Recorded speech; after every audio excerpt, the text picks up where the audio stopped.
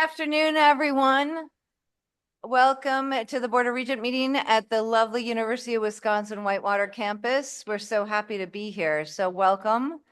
And as you get seated, I just want to just remind everyone what was talked about in all the committees, that the universities of Wisconsin are committed to freedom of speech and freedom of expression, but it is our expectation that we have cooperation and no interruptions during our proceedings, just as a reminder.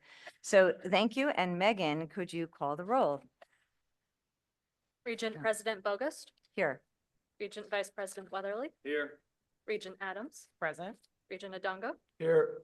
Regent Fritz, Here. Regent Goydam, Here. Regent Cruiser, Regent Menedietz, Regent Nixon, Here. Regent Pelzowitz, Here. Regent Prince, Regent Rye, Here. Regent Rogers, Regent Salzwedel, Regent Terwilliger, Here. see you online, Regent. I am. Thank you. Regent Trainer, Here. thank you. Regent Underly, here. Regent Walsh. We have a quorum. Thank you, Megan. As we consider items on today's agenda, are there any board members who wish to declare any conflicts of interest regarding today's agenda? Okay, seeing none, let's proceed. Before we get started with business, I just have a couple updates and introductions, and I want to take the opportunity to thank Chancellor King and his team for their warm hospitality in hosting this meeting. I know this university has a lot going on, so we look forward to hearing more about what's happening in Warhawk country later today. And for those of you who have not heard this piece of good news, I want to announce that yesterday, former Regent John Miller was appointed by Governor Evers to serve as the Secretary and Chief Executive Officer of the Wisconsin Economic Development Corporation.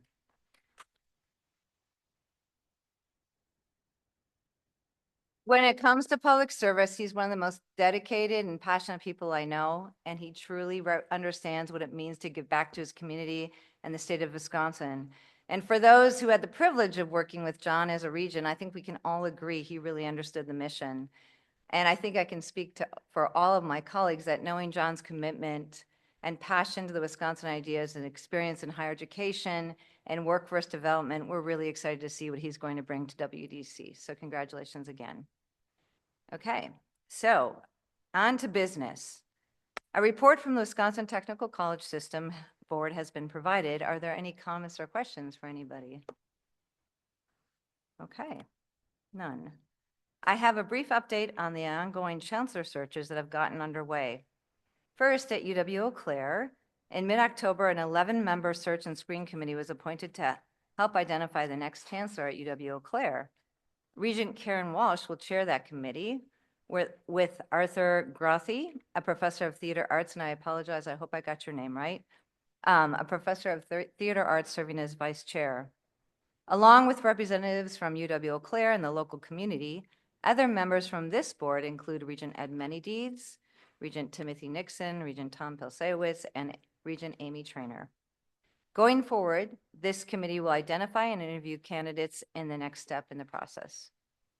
Turning to UW-Stevens Point, the Search and Screen Committee, led by Regent Jack Salzwedel as chair and Professor Christy Roth as vice chair, is also in the process of identifying and reviewing candidates, with this Monday, December 8th, being the application deadline for assured full consideration.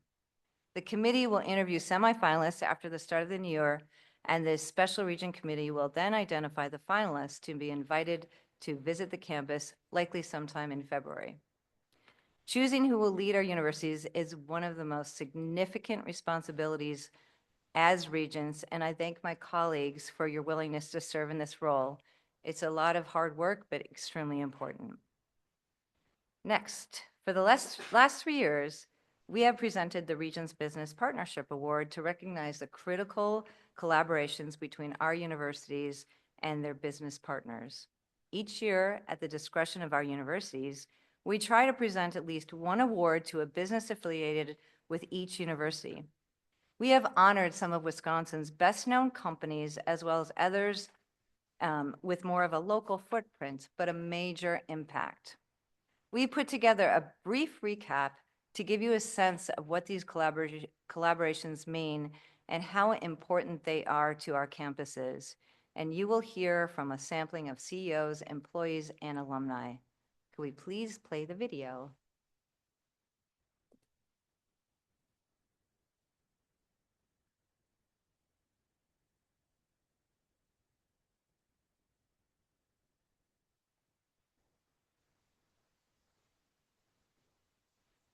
Maybe. We're getting there.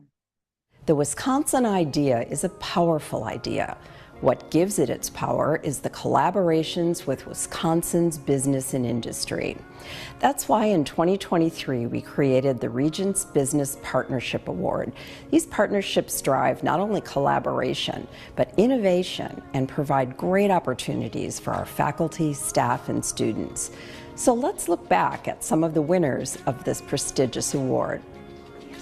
Well, the UW partnership is very important to Northwestern Mutual for lots of reasons. Certainly Northwestern Mutual Data Science is one example, but there are lots of examples through the years where we've partnered on research, and ultimately for us this is largely around talent pipeline. We want to make sure we're cultivating best and brightest to get educated here in Milwaukee and then to join the workforce. Having something like UWL in La Crosse is really, is an engine of growth for businesses here locally.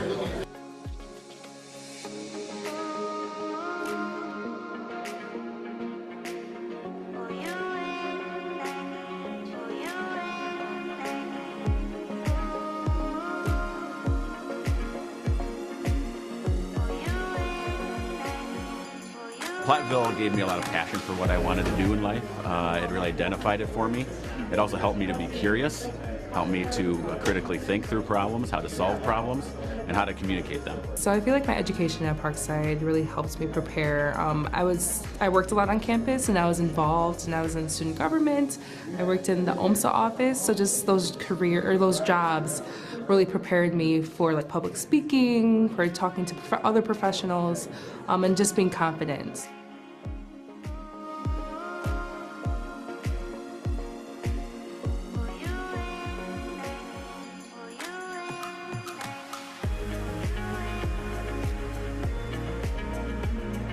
So as UW Stout has added additional disciplines of engineering, we leverage all of those. Yeah, at Helper Lines, we really enjoy the partnership with UW Superior. We hire a lot of folks from the Transportation Logistics program. A very humbling experience to be recognized by the college for all the folks that they train to be able to come to work for us. We really appreciate the partnership, and we hire a lot of very exceptional individuals from the school.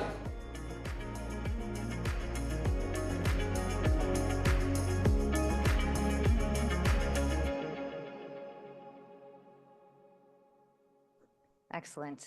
Thank you.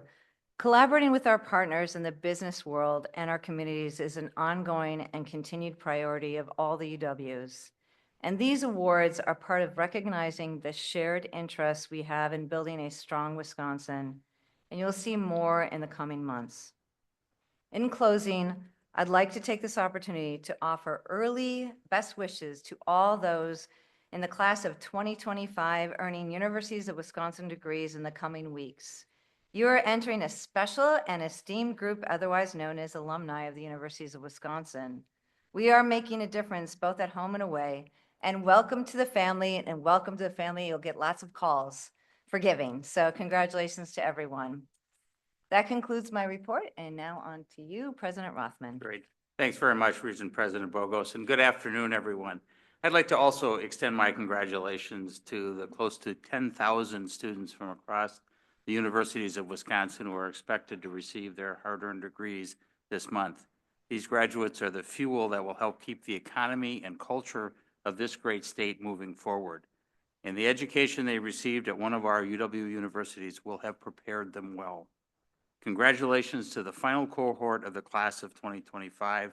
We wish you all great success. And while we congratulate the graduates, I'd also like to thank the faculty, staff, university communities, and families who supported these students as they progressed through their UW experience. They were not on this journey alone, and they, I'm sure, have a lot of gratitude for the support they received. We know that each of those groups played a key role in helping those almost 10,000 students and their success stories happen. Now I'd like to share a brief video that highlights the vital role of those faculty and staff in the college experience and the success of our students. These shout-outs have gotten very good traction overall on social media. We are closing out our third round of this initiative, and the feedback continues to be very positive. Since the launch in August, we have posted 130 individual videos, and they have garnered almost 1.5 million views across Instagram, Facebook, and LinkedIn platforms. 1.5 million views. Big thanks to our universities for sharing these videos and helping expand the reach. And with that, would you please roll the video, please?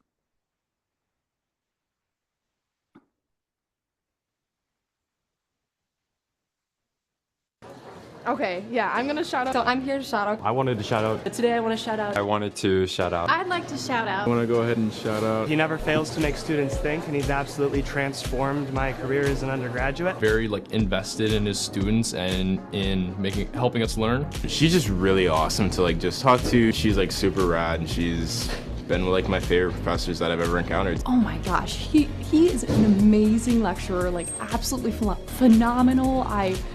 Hands down, the best lecturer I've ever had. She makes setting up her students for success a top priority. He's been my professor 2 or 3 times now, and he just is such a fantastic person to work with and such an amazing person. She is just one of the best professors ever because she really takes the time to care about her students and help us learn in ways that will benefit us currently and in the future. I just want to say you are the best professor I've ever had in my college career. He always makes class fun, and it's never a dull moment in English. He always asks how you are, how your day is going, and he just makes you smile and laugh. He's honestly one of the most amazing professors I've ever had in my life. He actually inspired me to pick up the major that I'm doing right now. She was so insightful, so smart, so kind. I just wanted to thank her for, being so inviting in such a scary new environment for me. She has helped me tremendously get through emotional stuff with my different classes and scheduling, and is just always someone who I can depend on. Who offered me a lot of support and help when I was going through a tough time mentally, and I just wanted to say thank you very much. Thank you. Thank you. Thank you. Thank you. Thank you. Thank you. Thank you. Thank you. Thank you. Thank you so much. Thank you so much. Thank you. Thank you so much. Thank you. Thanks so much. Thank you. Thank you so much. Thank you so much. Thank you. So thank you. Thank you. Thank you. Thank you. Thank you. Truly. Thank you. Thank you. You helped me with so much, you don't even know it. A picture says 1,000 words in a real sense, doesn't it? That video speaks for itself and the great work of our faculty and staff in changing the trajectory of students' lives. I just want to thank on behalf of all of us, our faculty and staff across the universities of Wisconsin for their unwavering commitment to our students and to our students' success. Now I'd like to take this opportunity to share some thoughts on the progress and future direction of our 2023-2028 strategic plan. The universities of Wisconsin stand at a pivotal moment, I can say it, one defined by renewed investment, strategic change, and a shared commitment to serving Wisconsin's future. With our 2023-28 strategic plan serving as our guide, we have achieved milestones that position us for long-term success, starting with financial stability. Through difficult but necessary decisions and campus realignments, all 13 of our universities today are operating without structural deficits, ensuring a strong foundation for innovation. Second, historic state investment, a $265 million increase in operating funds over the next 2 years. A significant reversal from years of lagging support underscores the value that the universities of Wisconsin hold for our state. Next, investing in people. More than $166 million of that new money is dedicated to employee compensation, supporting the recruitment and retention of world-class faculty and staff. Supporting specific strategic initiatives. $54 million for market compensation adjustments for faculty in high-demand fields, and $7 million for 24/7 virtual mental health services. In addition, over the last several years, major capital projects were enumerated, including UW-Milwaukee's Health Sciences Facility, UW-Madison's engineering building, and the completion of at UW-La Crosse of the Prairie Springs Science Center, to name just a few. And finally, enrollment momentum. For the first time in more than 15 years, we have achieved 3 consecutive years of enrollment growth, which serves as proof that our momentum is real. Innovative efforts such as Direct Admit Wisconsin and expanded dual enrollment opportunities are opening doors for more students than ever, underscoring our unwavering commitment to affordability, to access, and ultimately to opportunity. These successes, though, are not endpoints. They are launching pads for the next era of growth and impact.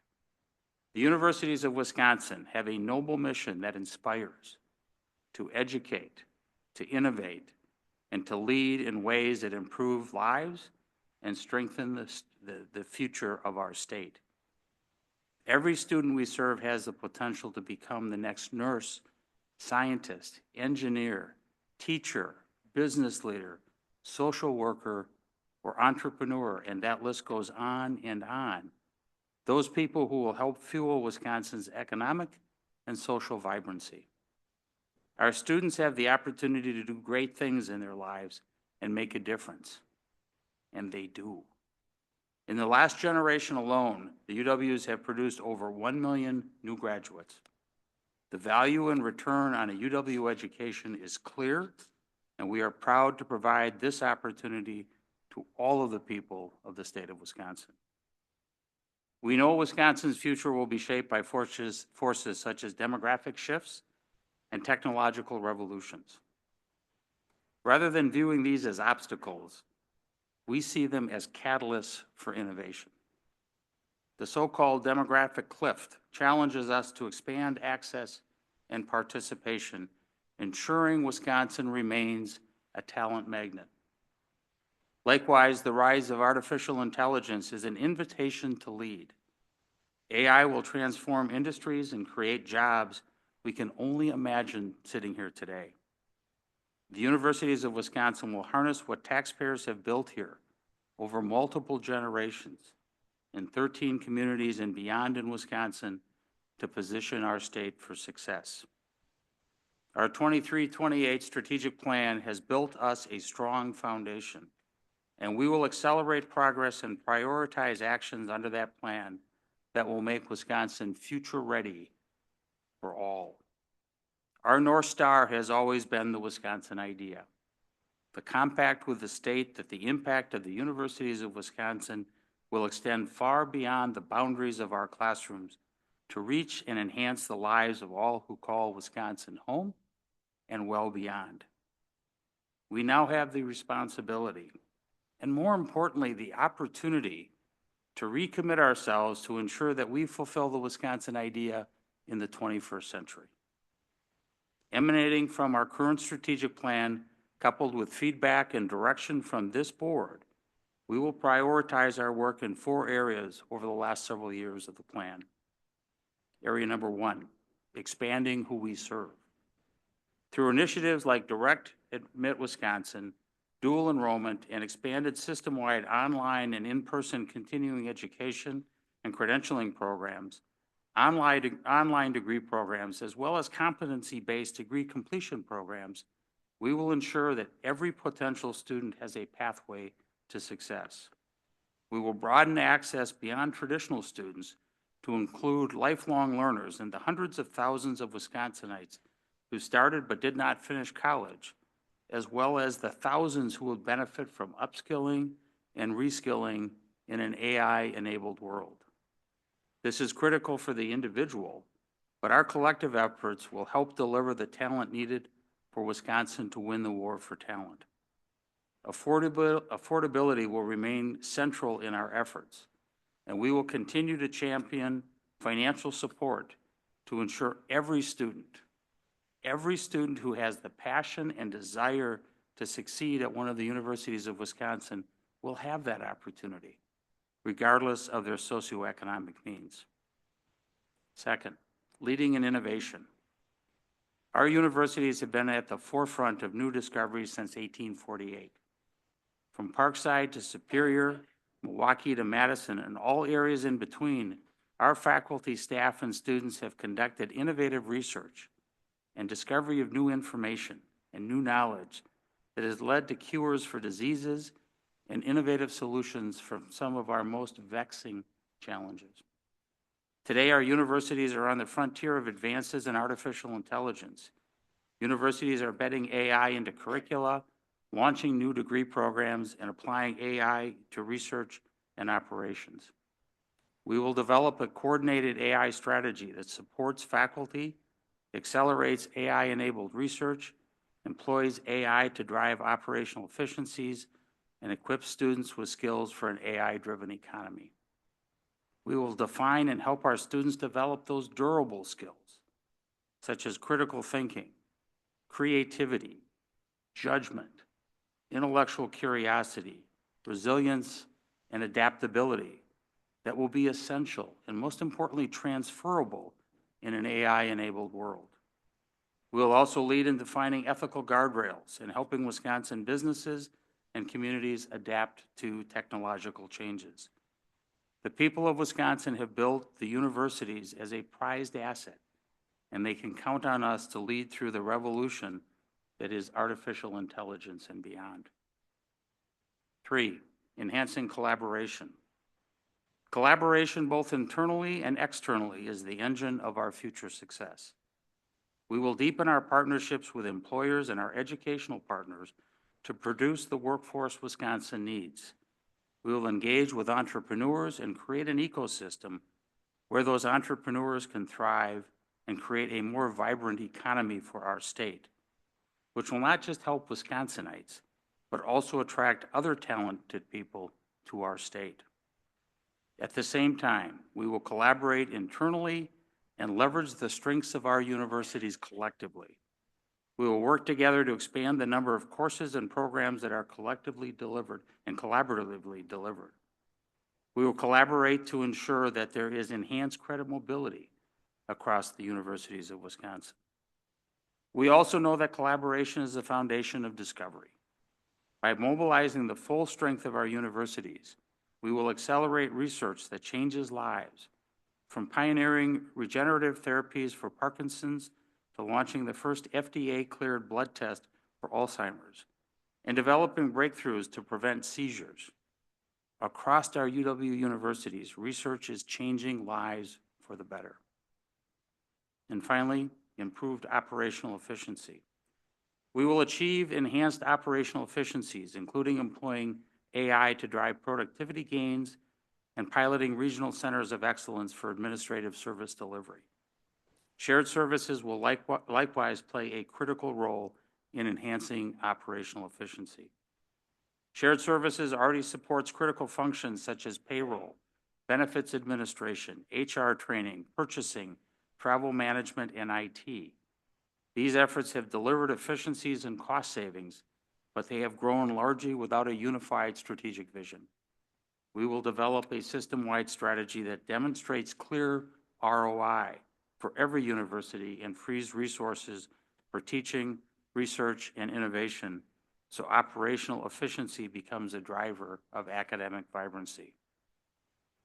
Grounded by the Wisconsin idea, we will build upon the UW's legacy with direction from this board and with a sense of purpose and urgency, connecting the work of our universities to the lives of people across the state of Wisconsin. As we look to the years ahead, together with leaders across the universities of Wisconsin, we will focus on these priority areas in our plan for the future. And to highlight some of that work and to ensure that we continue to get the feedback from this board that is necessary, we want to begin a series of discussions. We want to start in February with a robust discussion around artificial intelligence and how we lead in AI education research and ethical frameworks to prepare Wisconsin for an AI-driven economy. We'll then use our upcoming board meetings to ensure we have alignment with the board on topics directly related to our strategic priorities, such as expanding that student base. How do we expand the consumers we serve? Opening doors for lifelong learners and those who have yet to complete their degrees. Academic collaboration, strengthening academic synergies across our universities. Operational efficiency, delivering operational excellence that underpins academic excellence. In-state migration and enrollment, attracting and retaining talent to keep Wisconsin competitive. Fostering entrepreneurship, driving innovation and economic growth in our classrooms, research labs, and partnerships. And finally, workforce development, aligning to meet the needs of our future students and employers. The universities of Wisconsin envision a future where our 13 distinct universities unite as one collaborative, state-aligned, AI-enabled ecosystem, serving as Wisconsin's preeminent talent magnet and innovation engine. We will meet learners where they are, expand access for all, and foster a culture of academic excellence, operational agility, and public service. By embracing diversity in many forms, leveraging world-class research, and leading in artificial intelligence, we will ensure every student, community, and industry has the ability to thrive in Wisconsin's future. And that concludes my report, and I'll turn the floor back over to you, President Bogost. Thank you so much, President Rothman. I think that's lofty goals that we are all ready to roll up our sleeves and get to work on. So thank you so much for that. And Regents, are there any questions or comments for President Rothman? Okay, thank you again. Moving right along, I'll now call upon Regent Prince to present the report of the Education Committee from this morning. Thank you. Thank you, Regent President Bogost. I have a lengthy report, so bear with me. The Education Committee approved 6 new degree programs, revisions to UW-Stout's post-tenure review policy, and the formation of a new college of computing and artificial intelligence at UW-Madison. Before elaborating on the programs approved, I'd like to provide a snapshot of program array management across the universities of Wisconsin from January through December of this year. Since January of 2025, there have been 31 new program approvals, not including the 6 from today. 52% of these programs represent an elevation of a subdegree or replace other academic degree programs at UW universities. In contrast, UW administration received notice to eliminate or suspend admissions to 26 programs. So this snapshot, which you will get frequently, highlights a well-balanced portfolio in academic program planning. I especially want to thank our provosts and their teams for their diligent work. So now, if I may, I'd like to continue on to the program approvals from this morning's meeting. We approved a request by UW-Madison to offer a Master of Science in Applied and Computational Mathematics. This program is designed to prepare graduates with advanced quantitative, computational skills, and data fluency for high-demand occupations as analysts, statisticians, and computational scientists, as well as for employment across various industries, such as information technology, finance, engineering, research, and education. There is strong U.S. and Wisconsin demand for graduates with significant workforce shortages projected over the next decade. Next, a request by UW-Milwaukee to offer a doctorate in social work. This program is designed for experienced practitioners and will be offered fully online. Graduates from this program will be highly skilled, research-informed practitioners equipped to address complex societal challenges, such as mental health disparities, child welfare issues, criminal justice reform, and health inequities. Market analysis shows strong U.S. and Wisconsin demand with projected workforce shortages in behavior and mental health fields over the next decade. Next, a request by UW Stevens Point to offer a Bachelor of Science in Sport Business. The program integrates business literacy, sport analytics, marketing, and management to prepare graduates for careers in the expanding sports industry. Housed within the AACSB-accredited Century School of Business and Economics, the program features strong partnerships with local and regional organizations to support internships and professional networking. Next, a request by UW Superior to offer a Bachelor of Science in Exercise Science. The proposed program is an elevation of an existing long-standing exercise science concentration within the BS in Physical Education program. Graduates will be prepared for careers in allied health and fitness fields or graduate study in areas such as physical therapy, occupational therapy, athletic training, and exercise physiology. Very strong community partnerships support student placements for training and for continued study and specialization. Next, a request by UW Superior to offer a Bachelor of Science in Sport and Recreation Management.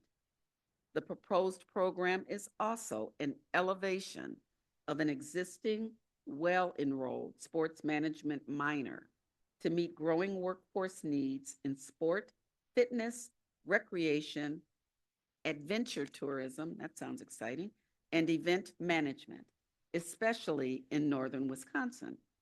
It provides foundational knowledge in health, leadership, business, communication, and administration, and includes experiential learning through established community partners, preparing graduates for diverse careers in this expanding sector. I'm not finished. A request by UW-Whitewater to offer a Bachelor of Science in Artificial Intelligence. This program, listen up, this program will replace an existing artificial intelligence emphasis within the BA/BS in computer science major. It offers a comprehensive curriculum that integrates technical foundations, ethical considerations, and hands-on applications of AI. Graduates will be prepared for high-demand careers such as AI engineers and machine learning specialists. And finally, we did have, well, not finally, I got a couple more.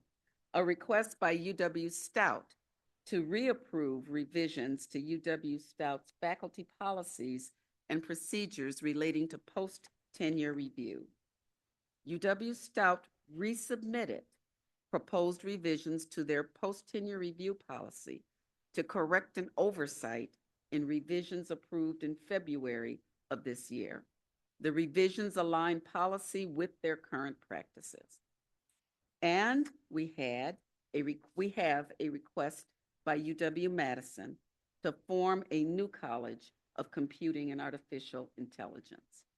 Interim Provost John Z, that's all you get, John, is a Z, from UW-Madison, presented an overview of the new College of Computing and Artificial Intelligence, which reorganizes 3 units within the School of Computer, Data, and Information Sciences in the College of Letters and Science.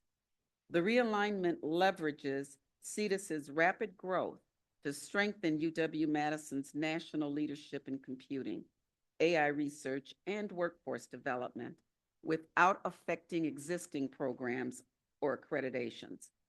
The new college will be supported by existing funding from the College of Letters and Science and anticipated philanthropic contributions. And my sidebar to that is we had quite a bit of discussion by my Regent colleagues for this particular program. They were very supportive. We then heard and discussed the annual report from the Wisconsin Partnership Program. The annual report highlighted the progress and achievements of WPP and their many grant partners over the past year.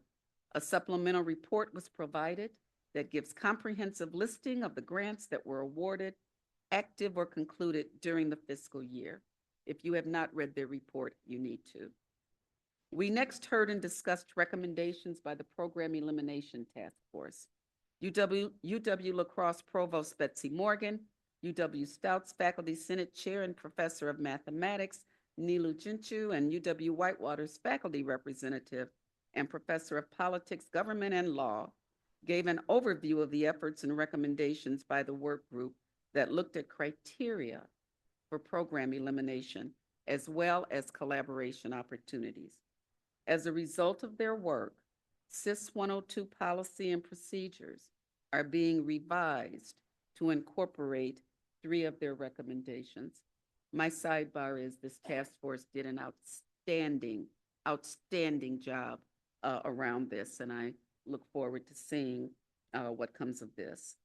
And next, our host campus, UW-Whitewater, gave a wonderful presentation that outlined UW-Whitewater's work to fuel student success through cross-campus collaboration and innovation.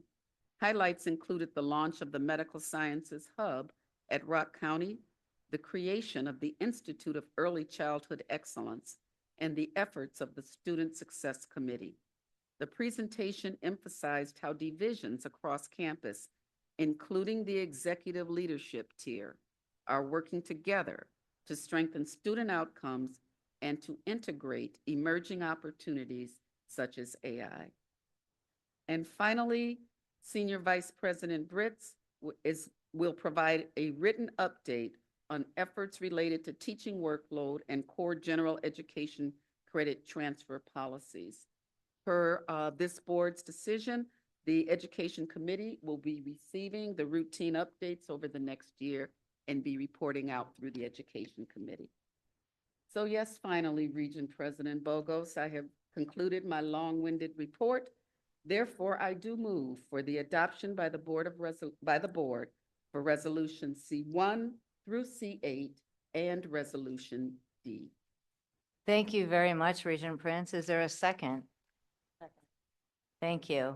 I just want to say that the amount of work that this takes, what you just read off is incredible, and the amount of work that goes on in the campuses to really serve the needs, not just of our students, but the entire state. I mean, it was not lost on me when you kept saying workforce development.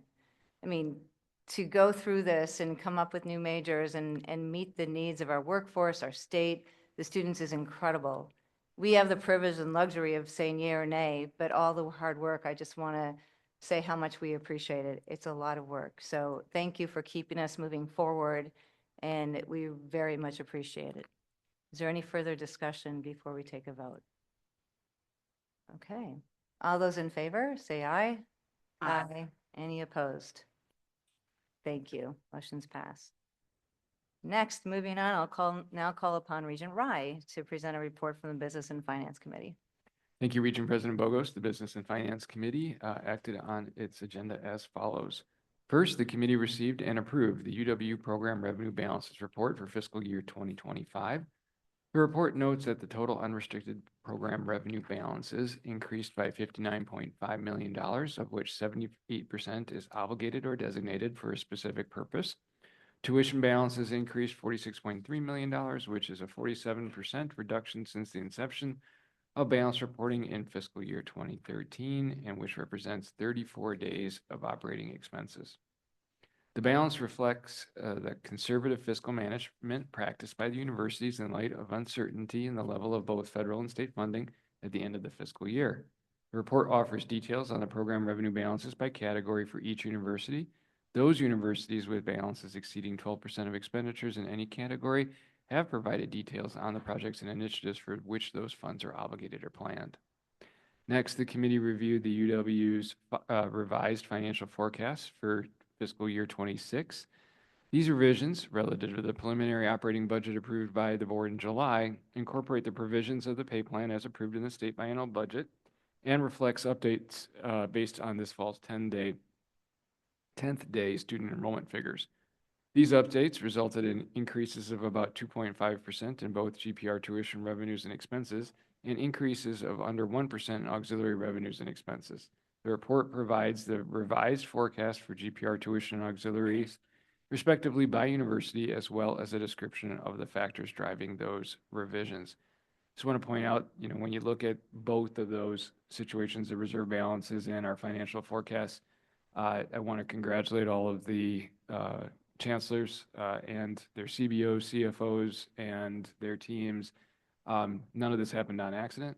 It was a lot of hard work and some really tough decisions in uncertain times to understand where to do the budget. So I would say that also this is the second time we've had the opportunity of looking at a mid-year forecast or a revised forecast, and the campuses that had a deviance of more than 3% provided a really good updated report.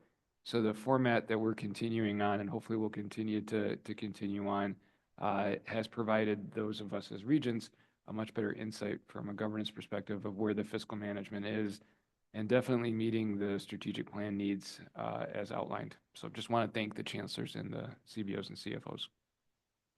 The committee then received the Quarter 3 report from the UW Office of Trust Funds. As of September 30th, assets in the SWIB managed portfolios totaled $691 million. For the quarter, the long-term fund increased in value at 5.28%, performing in line with its benchmark. In the intermediate term fund, assets totaled $783 million after gains of 2.7% for that quarter, also performing comparably to its benchmark. Next on the agenda was consideration of an addition to the plan for major IT projects, namely a technology project to support our general education credit transfer policy. As many of us know, this is a process in motion right now, and so the operational practices underlying that policy continue to evolve. UW administration has made the determination that the project is not at their preferred or level of readiness at this time, so that at their request, we deferred action on this item for a later date. The IT infrastructure necessary for the credit transfer policy in general education is significantly complicated, and I'm glad that they're taking a pause here and doing it right the first time. Lastly, the committee approved an amendment to the agreement with Sodexo for dining services operations at UW-Eau Claire. This is a one-year extension, and it includes a reduction in the cost per boarder per day, achieving an estimated savings of about $30,000, and will allow for the development of an updated strategic dining services approach. That concludes my report, and on behalf of the Business and Finance Committee, I now move for approval of resolutions D and H. Thank you so much, Regent Rye. Is there a second? Thank you. Is there any discussion for Regent Rye? Okay, seeing none. All those in favor say aye. Aye. Any opposed? Motion's carried. Thank you. Moving on, I'll call upon Regent Cruiser to present a report from the Capital Planning and Budget Committee. Regent Cruiser. Thank you, Madam Chair. The Capital Planning and Budget Committee met today to consider 5 items. The committee approved the consent agenda for 3 all-agency projects, which include multiple parking ramp structural repairs at UW-Madison, utility tunnel floor repairs at UW-Parkside, and the Crest Event Center lighting renovation at UW-Green Bay. In addition, the committee approved 2 minor facilities renewal projects, including the Chapman Hall exterior envelope maintenance and repair at UW-Milwaukee, and the Instructional Services Plaza deck roof waterproofing and replacement at UW-Green Bay. Committee also approved authority to construct the Dreyfus University Center roof replacements at UW-Stevens Point. This nearly $3 million project will replace the approximately 54,650 square feet of aging roof systems, addressing leaks and moisture issues identified by a recent inspection. Work includes removing old materials, installing new insulation, and rehabilitating interior envelope areas to protect interior spaces and extend the roof's life. To fund the project, a one-time annual segregated fee increase of $34.40 was approved and will be applied from the fiscal year 2027 through fiscal year 2047. This proactive investment ensures the continued functionality of a key student facility, prevents further deterioration and costly damage. Next, the committee received a status report on real estate transactions from June 1, 2025 through November 30th, 2025. 3 leases for new space were executed in the last 6 months. Additionally, 7 leases were either amended or renewed, and 6 leases were terminated. The committee then received a status report on UAW solely managed capital projects from July 1, 2025 through December 1, 2025. Since the program's inception, it has included a total of 196 projects, with the value of those projects has increased to almost $960 million. There were 54 active projects during this reporting timeframe and another 19 projects closing out. Finally, the committee has deferred the status report on the active and open capital projects until a future meeting. Madam President, this concludes my report. I move resolutions D1, D2, and E. Thank you, Regent Cruiser. Is there a second? Do I have a second? Okay. Any discussion? Okay. Seeing none, let's vote. All those in favor, say aye. Any opposed? Motion's carried. Thank you. And last but certainly not least, Regent Adams to report on the audit committee. Thank you. Thank you, Regent President Bogus. The Audit, Risk, and Compliance Committee met this morning. The committee approved the minutes of the September 18th, 2025 meeting, the Office of Internal Audit Fiscal Year 2026 Audit Plan Progress Report, and the results of the reports recently issued via consent agenda without comment. Excuse me. Next, the committee heard from Paige Smith, Chief Compliance and Risk Officer, who discussed the progress report on the UW System Administrative Policy SYS 625 Youth Protection Audit. She shared the policy is currently under review ahead of schedule, which was done intentionally to ensure campuses are in compliance before the 2026 summer camps begin. Then Edward Murphy, Associate Vice President and Chief Information Security Officer, discussed cybersecurity and privacy risks related to the use of generative AI. He described the risk of agentic AI as well as shadow AI to the universities of Wisconsin. CISO Murphy then outlined the different steps that can be taken to mitigate AI risk to the UW. The Regents asked for a roadmap and timeline of the university's needs for generative AI and the risks associated with it. The Regents indicated that they would help mitigate any roadblocks as needed. And just as a sidebar, there was much extensive and thorough discussion around this topic, a lot of interest around this emerging risk. Madam Chair, that concludes my report. Thank you. Thank you very much, Regent Adams. Okay, next, we will hear from Joshua Moon, UW Green Bay Director of Athletics, on the 23-24 NC2A Division I Athletics Report.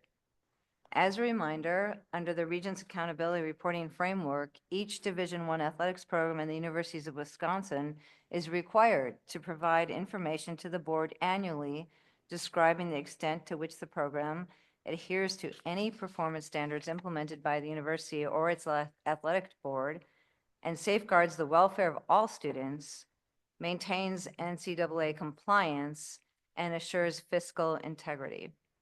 The Accountability Reporting Framework provides the board with consistent information about each NCAA Division I athletics program, enhancing the board's ability to effectively monitor the activities of Division I athletic programs. So, without further ado, let's turn the floor over to AD Moon. Thank you.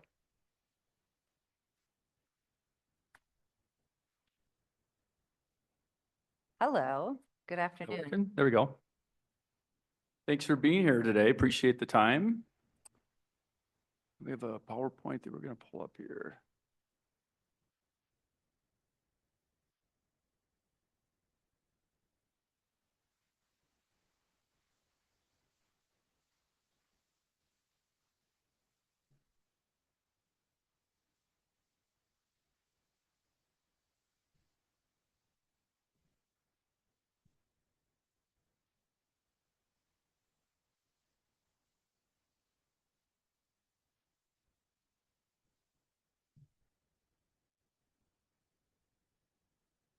We'll get the right one up there. Okay. It was 1 minute. How was lunch? Great.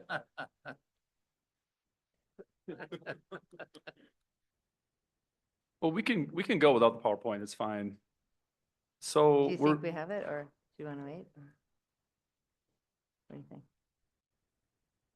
Would you rather just proceed? That's okay, yeah. Okay. Let's okay. get moving. Okay, go ahead. Okay, I so think we we're, might have it. Is this it? I know. oh, there you go. Okay.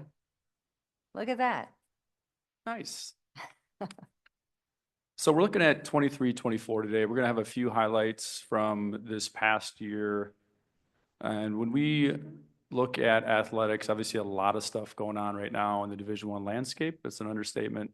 I think for Green Bay, our strength is we're really nimble. We're a small department, about 250 student athletes, 14 sports. So we're at the minimum Division I level of sports sponsored. So we can go to the next slide. I keep going. Okay, so we're in our 44th year of Division I athletics, and just mentioned 14 sports. Really impactful for the Green Bay community and the entire Fox Valley region. I'd say women's basketball is really a pillar of our program, university, and really the state. And with the amount of attendance we have and just the national profile of that program, and our other sports, community service, really big into how we can impact the community and how we engage with the community, with the corporate partners and donors, philanthropy, to really drive our mission home for the university through athletics as the vehicle. And we really focus on three things: academic, athletic, and social personal excellence is really our core values. And then for the reporting structure, I report directly to the chancellor and serve on the cabinet of the university. Next slide.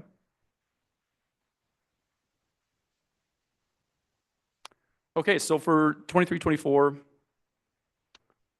we had a $2.6 million unrestricted fund balance, our operating margin of negative 324. I think the accountants are bored on that number. So we are in good shape fiscally, no historic operating debt. You're supposed to laugh at that. There's not a joke there, okay. $2.5 million total debt for our outstanding athletic facilities. So we don't have much in terms of debt for our athletic facilities from the Crest Event Center, which was built in 2007, and then a project in 2018. So very minimal debt for our athletic facilities. And we do have almost $1.4 million in endowment funds related to athletics. So we want to grow that number. Obviously, that's for sustainable excellence down the road, but we are pretty proud of that number for where we are compared to our peers. Next slide. For academics, this is definitely our high point. We've had 51 straight semesters with an average GPA of 3.0, and last spring semester a 3.59 GPA for those 250 athletes average. Graduation success rate is amazing, higher than the rest of the Horizon League, and our graduation rate, federal graduation rate, is also pretty high. Academic progress rate for those new folks on here or not familiar with Division I, that measures eligibility and retention. Doesn't make a lot of sense that the NCAA still has this right now, considering the retention, the amount of transfers, but we play by the playbook we're given. So we do take a lot of pride with all of our programs being above the benchmark. Men's basketball was a challenge a couple years ago. We had 4 head coaches in 5 years. So getting that program, the ship righted there with academics first. Really proud they had a perfect APR score last year, 23-24.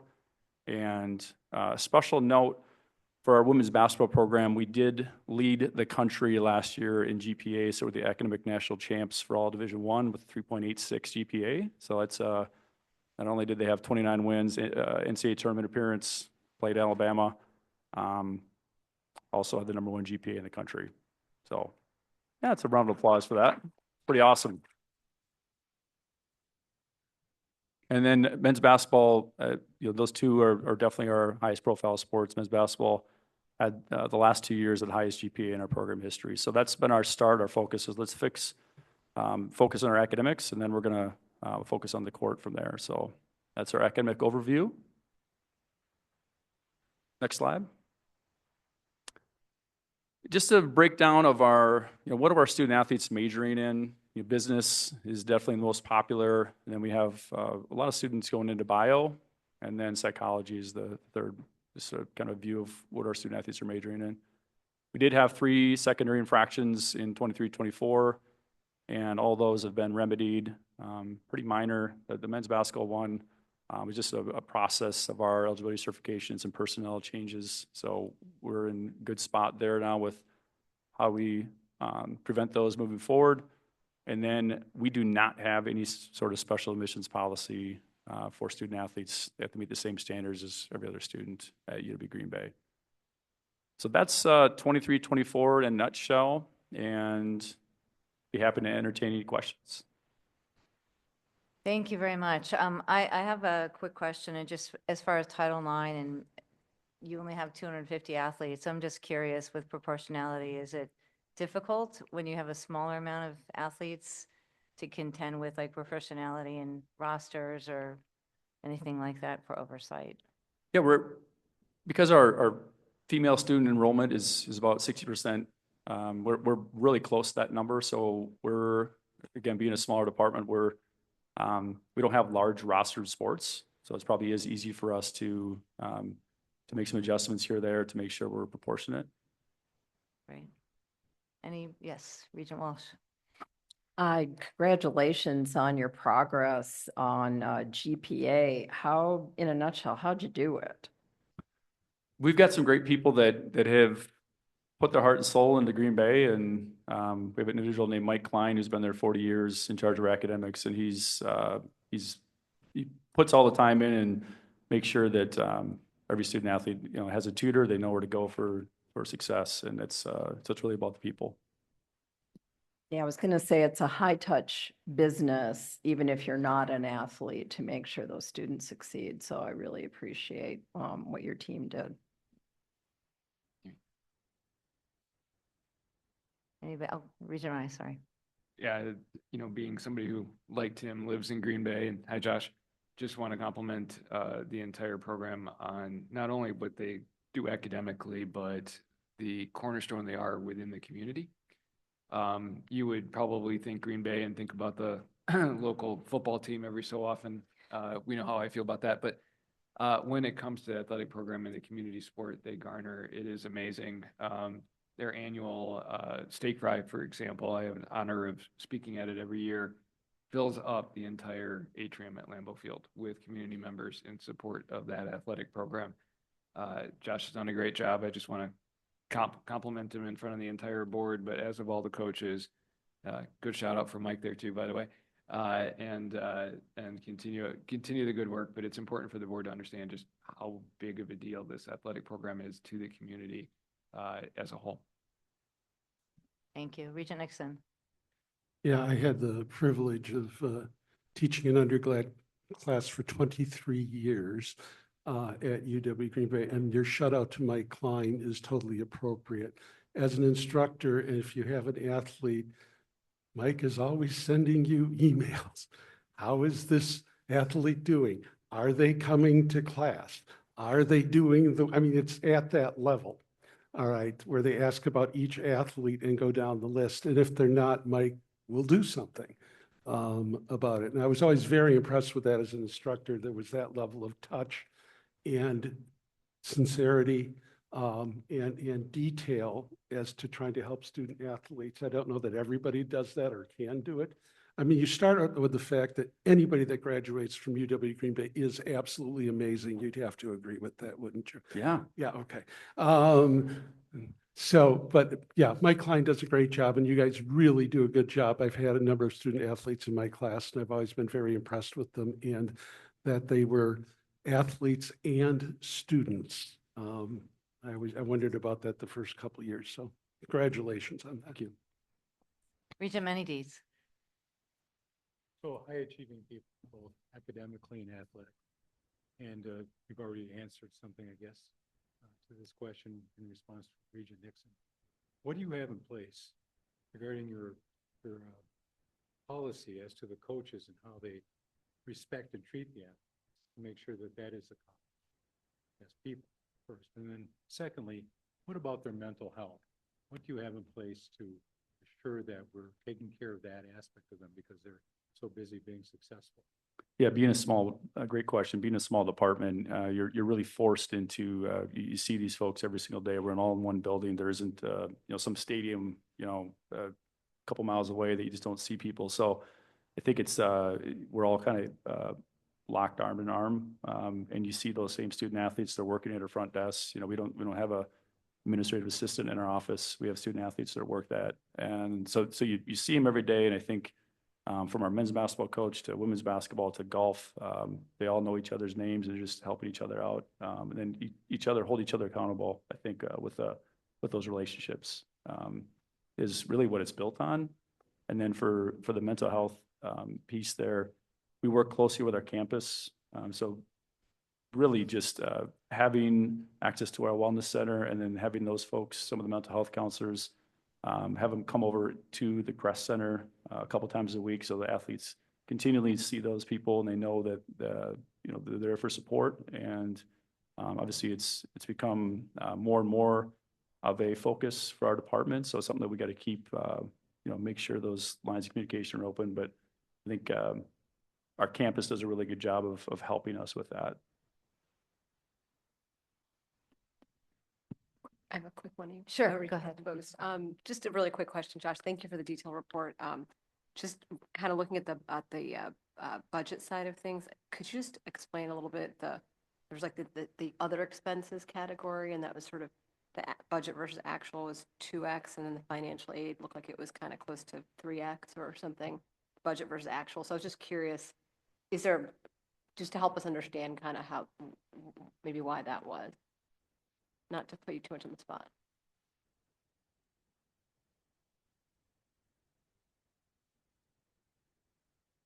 So you're looking at just the final numbers of.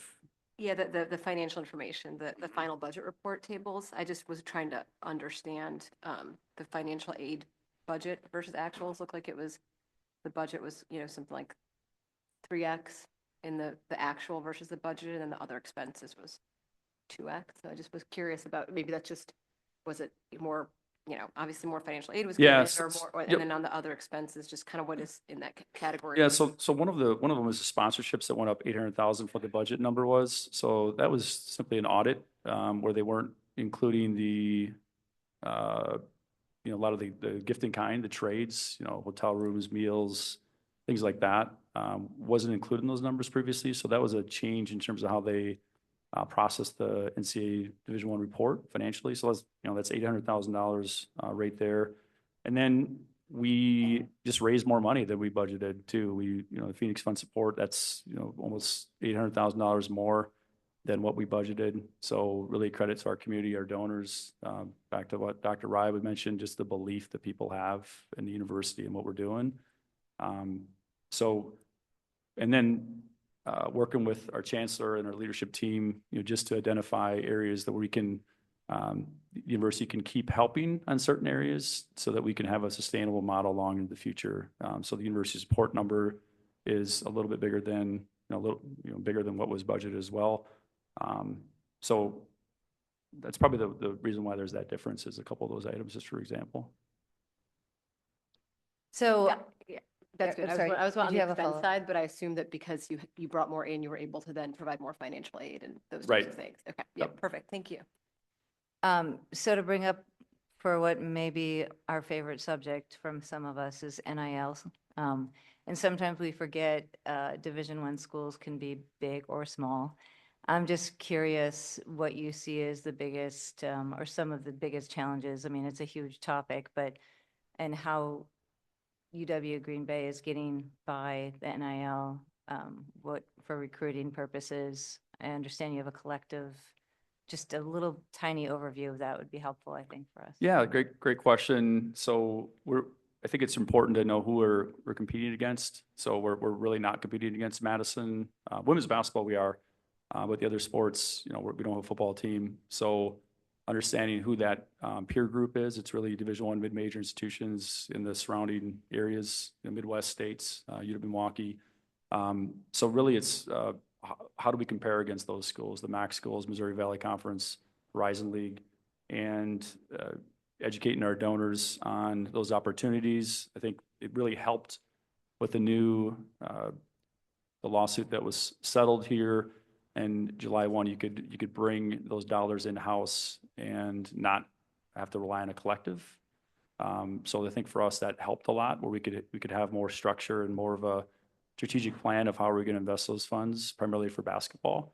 So for us, it's really open to any sport, but our focus is men's, women's basketball. And then how do we take each of those sports and who do we want to be like, and who are we catching? Who's our aspirant school if we want to be like? So knowing what those dollars are and then educating our donors of, so some of them don't want to participate in this, and that's okay. We still have other needs, a lot of other needs. Maybe they're like capital, or maybe they're into just providing nutrition or mental health services, things like that. So it's really laying that menu out for our donors and having them, kind of show us where they want to give. And then for us, right now, it's, I think for the two basketballs, it's, how do we stay competitive in that environment? And again, being a nimble, smaller institution where it's primarily basketball, there's about 20, 25 student athletes we're talking about. So it's much more manageable than, maybe some of our friends in the system that have way more student athletes than that they have to figure out. So I think that is our strength in this environment right now. Thank you. It's certainly unknown territory into the future as we go. So thank you for that. Any other discussion or questions? Okay, thank you so much. Really appreciate the presentation. Thank you. Okay. Next up, we have the 2025 Annual Academic Freedom and Freedom of Expression Report with a presentation and discussion on expanding our efforts on freedom of expression and civil dialogue. President Rothman, would you like to start us off? I will, and thank you. The free exchange of ideas through open dialogue and debate is a hallmark of the universities of Wisconsin. We wholly support the First Amendment and the right to free expression, including through legal protest, and we continue to uphold these ideals even in the face of some difficult and competing demands. It is often a balancing act that requires vigilance, patience, and respect. Freedom of expression on our campuses is a concept that is deeply woven into the fabric of academia. In fact, championing and fostering freedom of expression is a critical component of our strategic plan, and that includes putting the principles into practice. Our universities have made freedom of expression a critical component of the student experience through learning modules, events, and leadership. We will continue to champion and preserve First Amendment rights across our universities. To fulfill our educational mission, our universities must be marketplaces of ideas, where students are exposed to various ideas and perspectives that will help them improve their ability to think critically and creatively, to analyze issues thoughtfully, to ascertain the accuracy of available information, and to problem solve. These skill sets are important to our long-term economic prosperity, the advancement of knowledge, and quite frankly, the vibrancy and viability of our democracy. Already, our universities share information about free expression with students at a first-year orientation and at least once a year thereafter.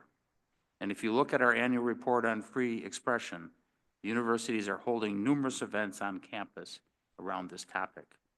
One of particular interest to me is the Deliberation Dinner series hosted by UW-Madison. In addition, we formed the Wisconsin Institute for Citizenship and Civil Dialogue, soon to be known as the Office of Civic Engagement. One of the functions of this office, through its Civil Dialogue project, is to identify best practices around freedom of expression and civil dialogue, and then share those best practices across our universities. In a moment, we'll be hearing from the director, Dr. Michael Ford.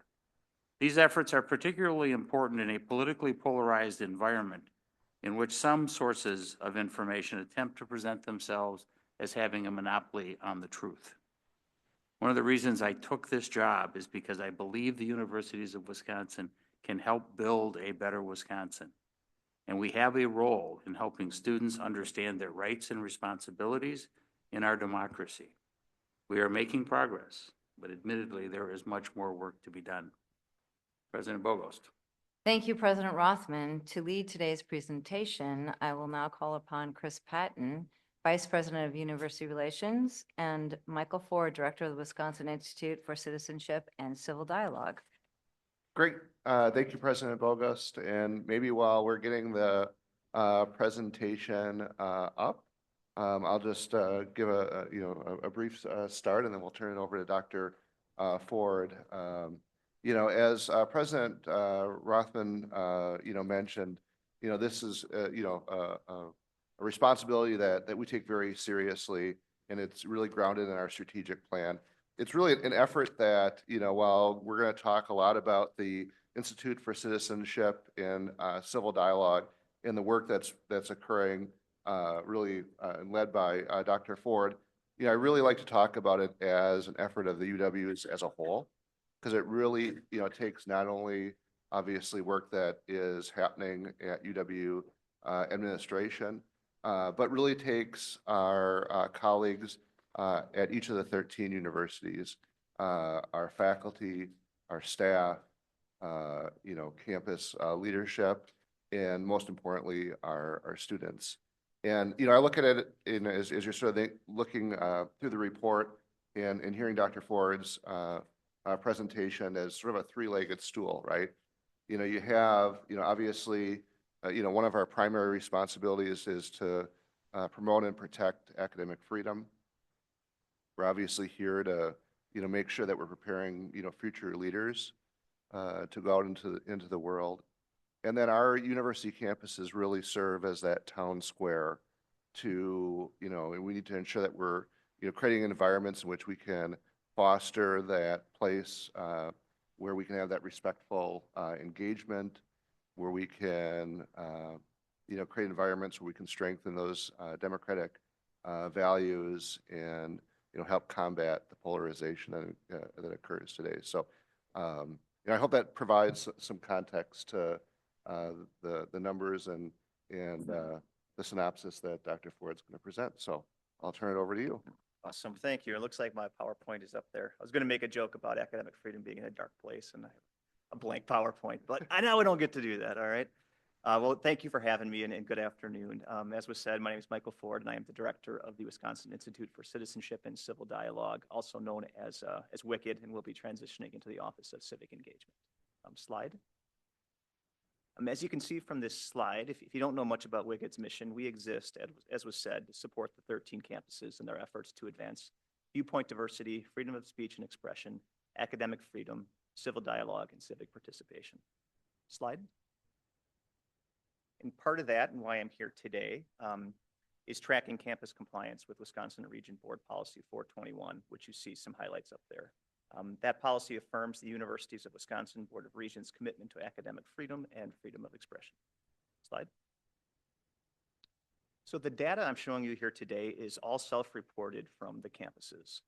So WICID staff created a Qualtrics form that was sent to all chancellors and assistant chancellors on June 23rd, 2025. And on that form, we asked for information that's highlighted in Board Policy 421. We compiled that all into a report that was Attachment A. And that report includes an overview of all activities that were reported that were related to free expression and academic freedom that occurred on the 13 campuses, a summary of barriers that were reported by campuses, a listing of student and faculty staff complaints related to free expression and academic freedom, a summary of relevant WICID-sponsored activities, and finally some suggestions about how we at WICID can improve future reporting and compliance for all of you and how the campuses can improve reporting to us. Slide.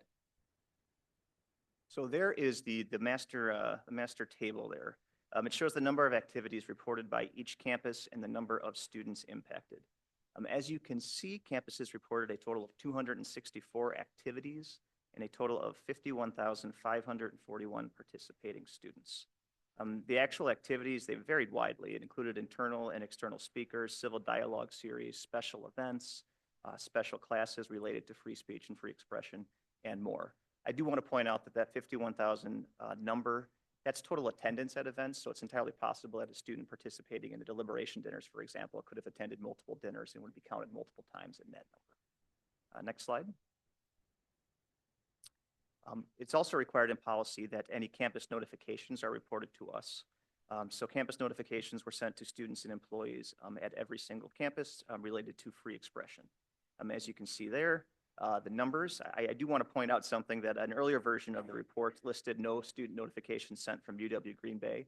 That was an oversight on my part because they sent a supplementary report that listed their 3 notifications. Just want to make that clear that every campus did send something out to students and staff. The type of information that is in those notification emails often was a specific policy that might be campus specific, a reference to Regent Board Policy 421, or external resources. If you go to the next slide here, you can see an example of a campus resource that I thought was particularly good, and many of the campuses have something like this, and this is UW's Green Bay.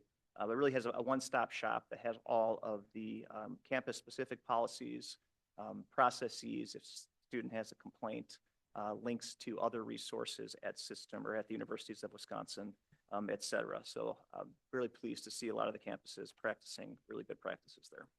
Next slide. As was mentioned by President Rothman, Board Policy 421 requires that every campus has to provide an orientation for incoming students. To help facilitate this, Wicked designed a series of online learning modules that several campuses use as their orientation. You can see just an example of what the landing page looks like there. You want to go to the next slide.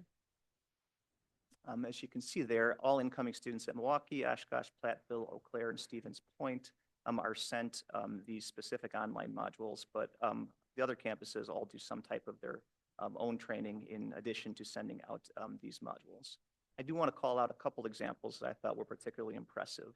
UW-La Crosse reported that over half their incoming freshmen attended an in-person civil dialogue training, and UW-Eau Claire reported that 95% of their incoming freshmen attended an in-person student orientation related to free speech and expression. And that's exactly the type of high-impact practice we're trying to encourage. Slide. The barrier question was interesting because I think people really interpreted that when we asked them to report any barriers, whether they had any specific resource barriers to teaching about free speech and expression. So really only one campus reported that they had barriers, and it was UW-La Crosse. And they basically just said they wish they had more resources at their disposal to help teach their students, faculty, and staff about free speech and expression. And then they did report that they were pleased to receive a grant from Wicked, and I'll talk a little bit more about our grant program in a second, to help them provide some programming that they were otherwise would have been unable to provide. Next slide. Student and faculty complaints. If you really want to go down the rabbit hole, I encourage you to take a look at the report because we have very specific information about every single student complaint and every single complaint filed against an employee and how it was resolved. And that goes into excruciating detail. But I think that the big picture here is that there were 17 complaints filed against students, 3 against employees. And the nature of those, well, let's see, there was the high-profile incident at UW-Eau Claire that I'm sure you're intimately aware of. There was a few complaints about faculty social media use that were dismissed, and then concern about disruption at a Board of Regents meeting and concern about behavior at some of the Israeli-Hamas conflict protests. So the nature of the complaints kind of followed a predictable process. Next slide. Now our grant activities. So one of our signature activities is we give out $180,000 annually to faculty, staff, and students on campuses to provide programming, research, or something else in our one of our 5 core areas. We strive to try to balance our grant activities across our 5 focus areas and across all campuses. But as you can see there, most of our grants have gone to facilitating civil dialogue trainings. And that's really just a function of who's applying for grants. That seems to be where the most popular work is being done right now. And we're trying to be more deliberate in getting more campuses to apply, but we have had some pretty good representation. But ultimately, our goal is to make sure that all 13 campuses are getting access to these funds. Next slide. Wicked student workshops. We regularly provide student workshops related to free speech and expression, where we give groups of about 30 students on average an in-depth training around free speech law and campus policies.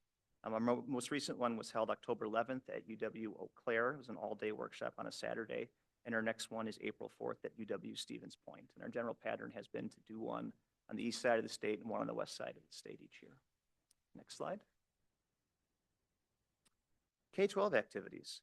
So Wicked has made it a priority to act on the Universities of Wisconsin's goal, as stated in your strategic plan, to bring our mission into K-12 education.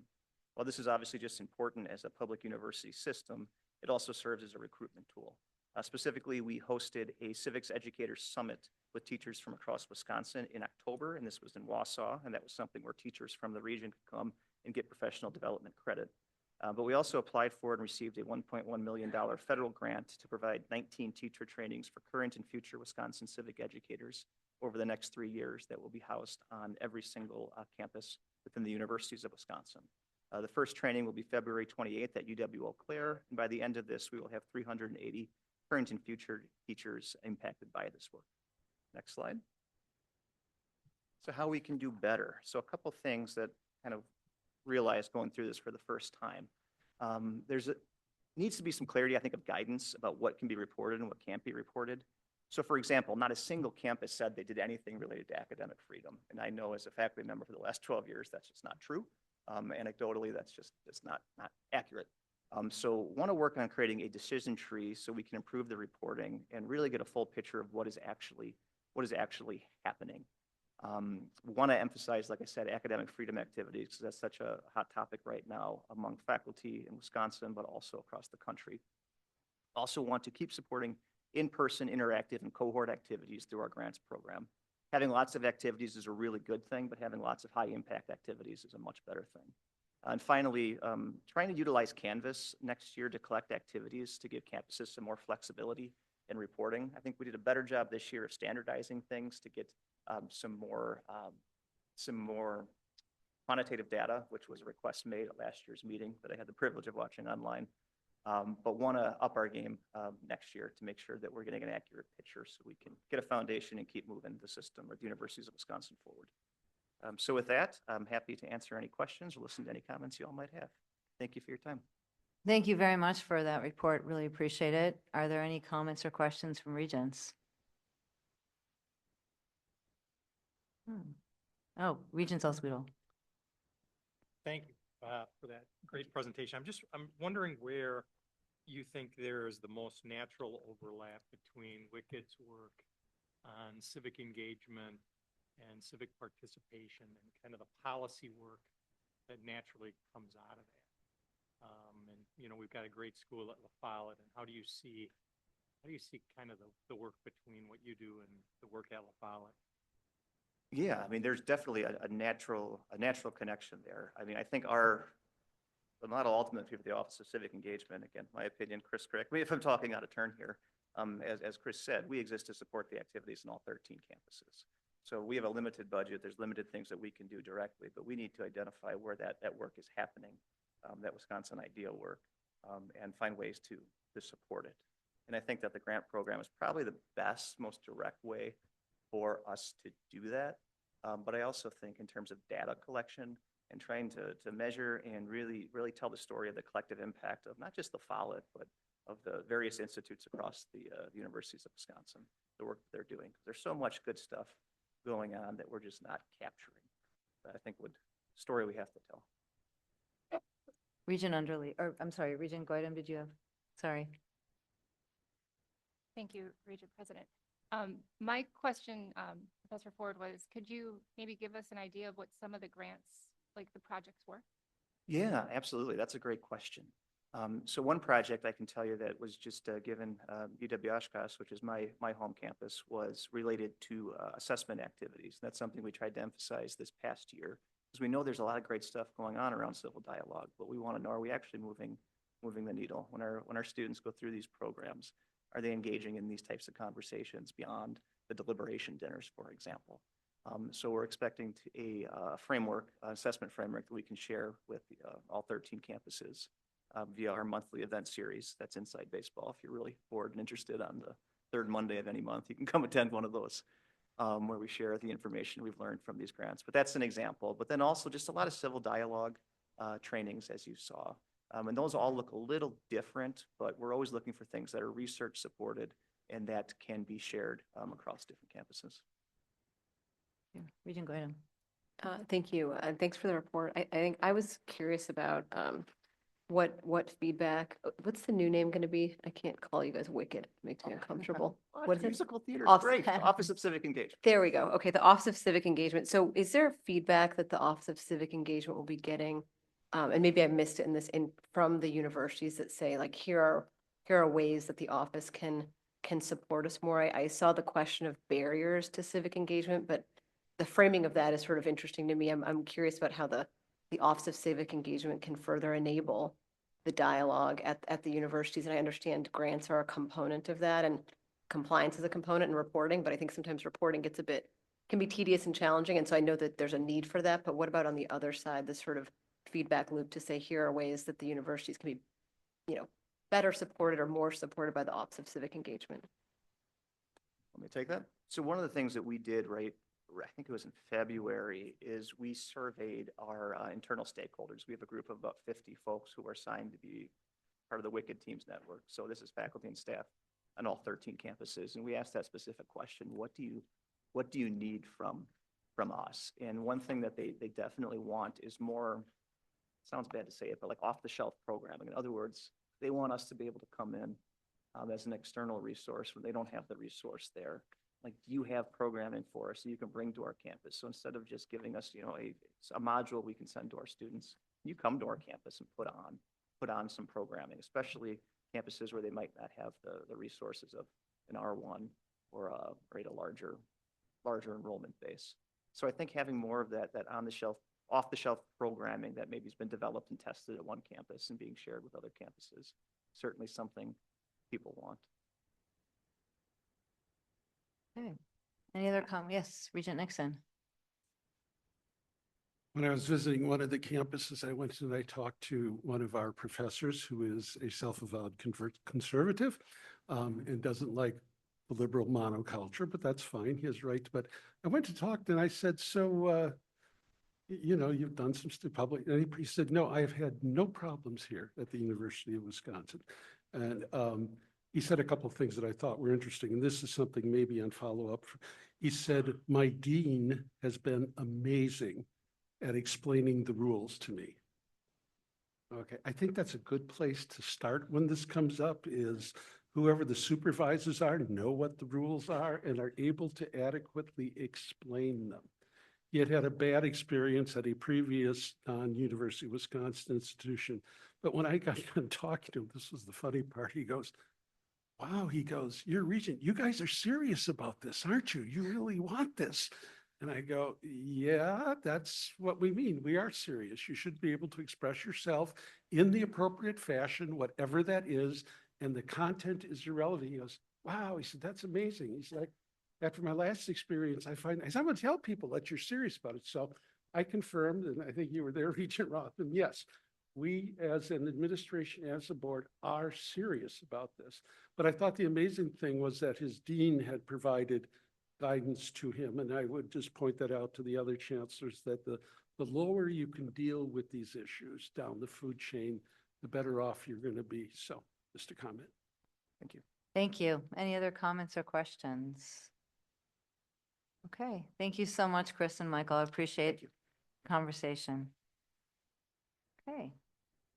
Now we're going to turn the floor over to our amazing host, Chancellor King.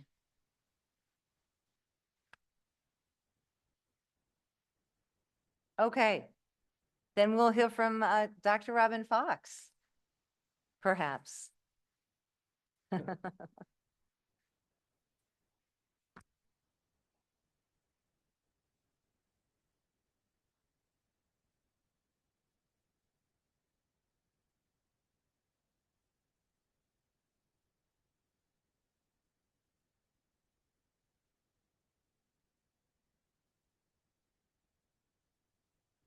Am I on? I am. Yep. Okay. I'm not sure where the chancellor is, so I'll just be number 2 for a little bit until he shows up. We are so excited you're all here. Thank you so much. Regents, it's a pleasure to host you. We hope you've had a good time here at Whitewater. We're really excited to share with you how Whitewater is using virtual reality and artificial intelligence to transform learning. I am really kind of upset that the chancellor's not here to talk with all of you, but Don't worry, we'll hold it against him. That's maybe he's already gone virtual.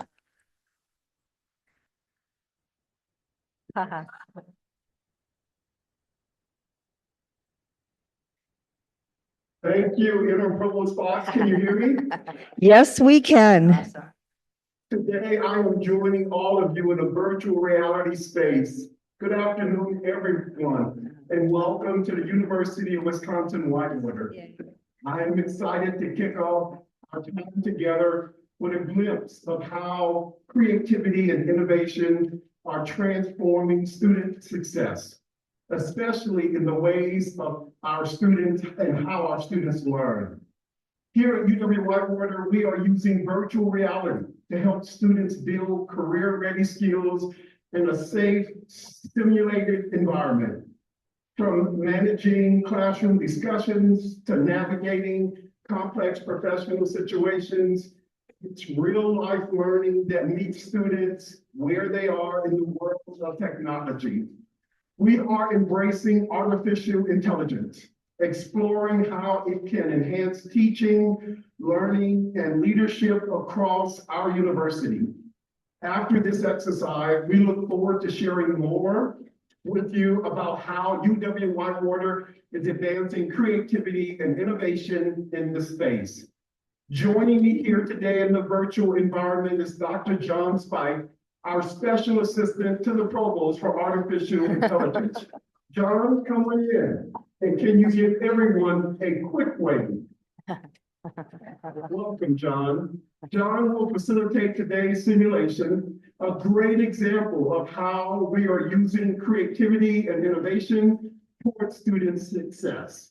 And with that, I hand it back over to you, Interim Provost Fox, who will share more about this work and introduce what you are about to see. Go Warhawks.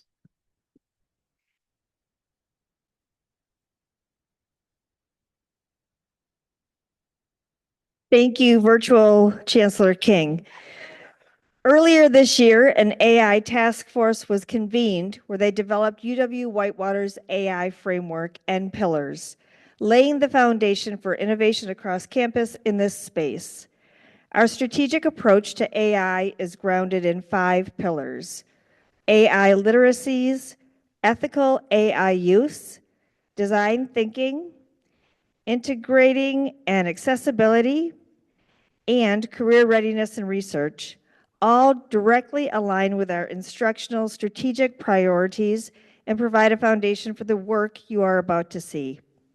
I want to thank the members of the task force for their leadership and vision in establishing this framework. You've already met Dr. John Spike, who is leading our next phase of AI integration as the Special Assistant to the Provost for AI. His expertise in technology integration and immersive learning is central to how tools are being implemented in our academic programs. Before we begin, I want to share a brief overview of how VR and AI simulations are being used at UW-Whitewater.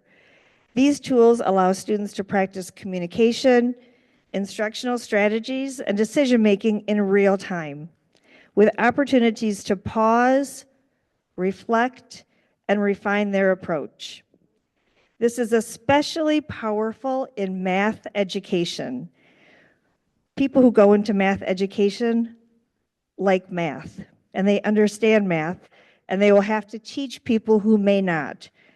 So using AI helps our students in math education learn to respond to misconceptions, explain abstract concepts, and build student engagement, all skills that benefit from being repeated often in low-stakes practice in a controlled environment.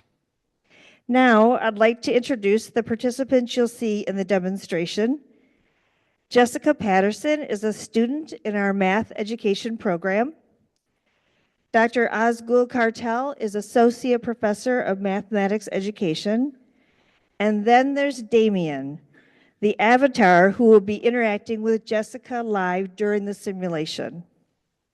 And just to emphasize, nothing you are about to see is pre-recorded or scripted. Damien responds differently every time our students engage with him. This is a true, real-time teaching interaction taking place in a virtual classroom. With that, we'll transition into the simulation so you can see how our students use VR and AI to strengthen their instructional skills through guided practice and immediate feedback. John, are you ready to take it?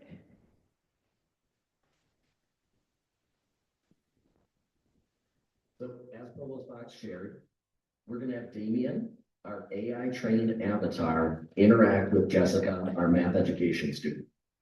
Damien has been trained to act like a sixth grader struggling with a math problem about ratios.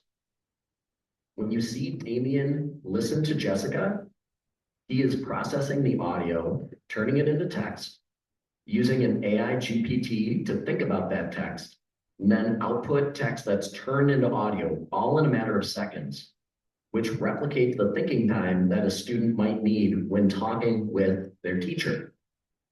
With that, I'm going to turn it over to Jessica to demonstrate how this works.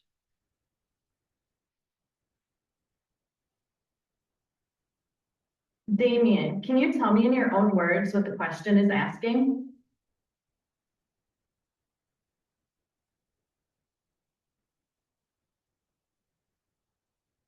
Yeah, so I think the question wants me to figure out which juice recipe will have the strongest orange flavor and which one will taste the weakest.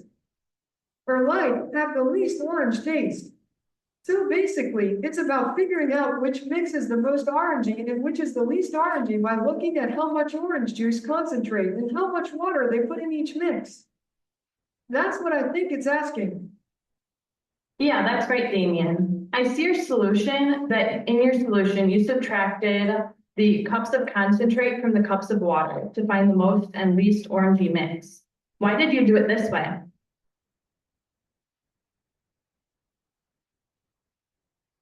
I just thought, like, if there's less water compared to the concentrate, then the juice would taste more orangey, right? So I was thinking, if you have a big difference, like way more water than concentrate, it's gonna taste watery, not orangey.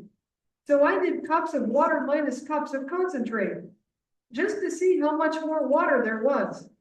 Then the mix with the smallest number would be the most orangey, and the mix with the biggest number would be the least orangey. That just made sense in my head. Is that not how you're supposed to do it? Damien, let's try thinking together. What if you had a mix E with 2 cups of water and 1 cup of concentrate? How would it compare to mix A?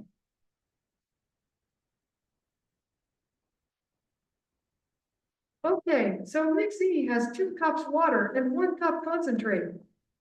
Mix A has 3 cups water and 2 cups concentrate.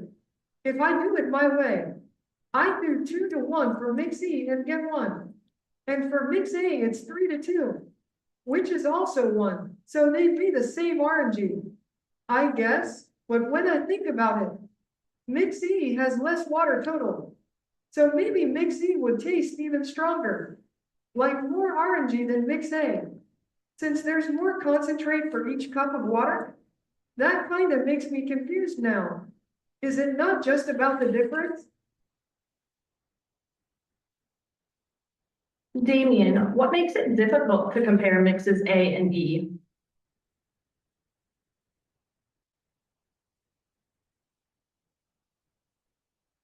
I guess it's tricky because the same difference, like, one can happen with different amounts of stuff. Like, mix A has more water and more concentrate in total, but mix E is smaller. So just looking at the difference maybe doesn't really tell me how strong the orange taste is. It's hard to compare because one mix is bigger than the other. But maybe the orange flavor could still be stronger in the smaller one if there's less water per cup of concentrate. Or something. I don't really know how to match them up fairly. I think that that's some really good thinking. What if you shrink mix A and make it the same cups of concentrate as mix E? How would it look and compare then?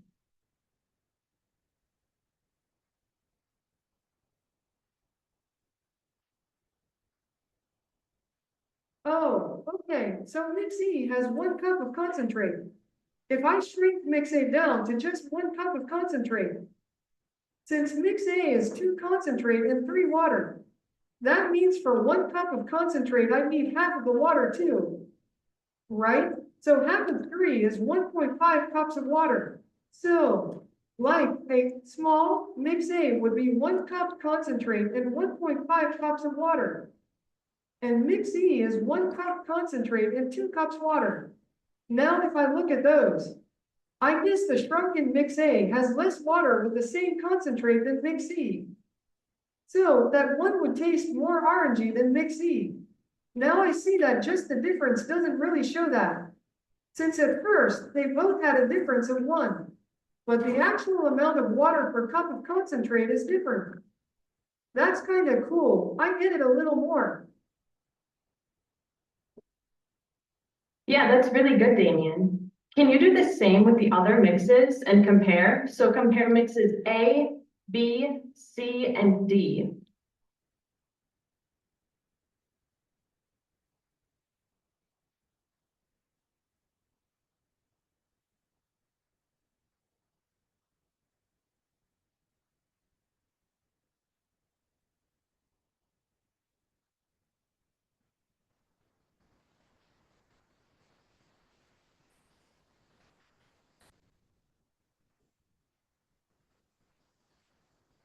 Okay, I'll try. I'll make them all have 1 cup of concentrate so it's fair.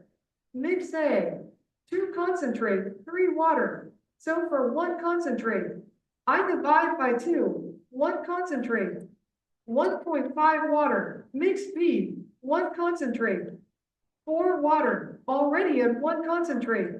So it's 1 concentrate, 4 water. Mix C, 4 concentrate, 8 water. Divide by 4, 1 concentrate, 2 water. Mix D, 3 concentrate, 5 water. Divide by 3, 1 concentrate, 5/3 water. That's like 1 1/3, or 1.33. So now, putting them in order of water, less water.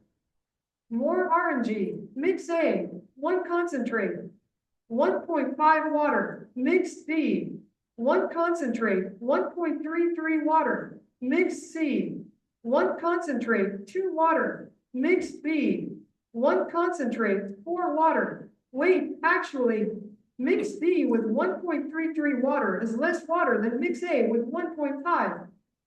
So mix D is the most orangey. Good work, Damien. Then A, then C, then B. Right? Wow, so just doing the subtraction way Damien, a different answer. how did the teacher's This way, questions it's help like you these rethink orange your and these approach? those. That's kind of interesting.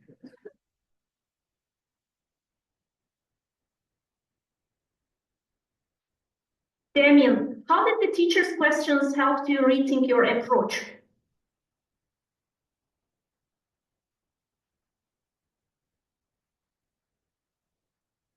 Yeah, they actually did. At first, I just thought about the difference between water and concentrate, like just subtracting them. But then when you asked me about shrinking and comparing mixes with the same amount of concentrate, it made me realize that the total amount kind of matters. Like, just having a difference of 1 doesn't mean the mixes are actually the same level of orangey. If you make them all match with 1 cup of concentrate, you can really see how much water is with it and which one would taste stronger or weaker. It's way clearer that way. So, your questions kind of made me really stop and think instead of just doing quick math. Now I get that I gotta compare the ratios, not just the difference. That was cool.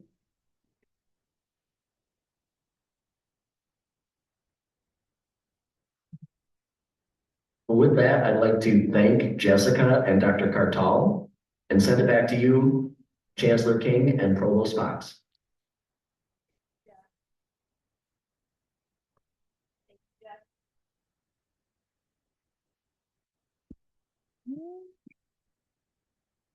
Now it's working. Okay, there we go.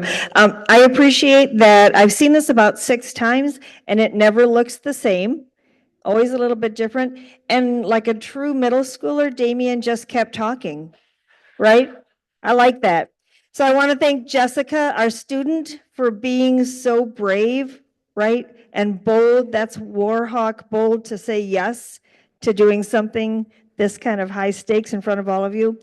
Thank Jessica, Dr. Cartel, and Dr. Spike for sharing the incredible look at how virtual reality and artificial intelligence are being used to prepare our students for success.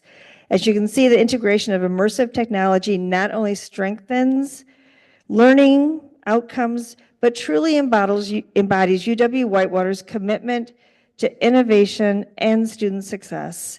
And now I'm pleased to turn it back over to Chancellor King, not virtual, but here, and he's going to join us in person to talk about a few closing remarks and things to come.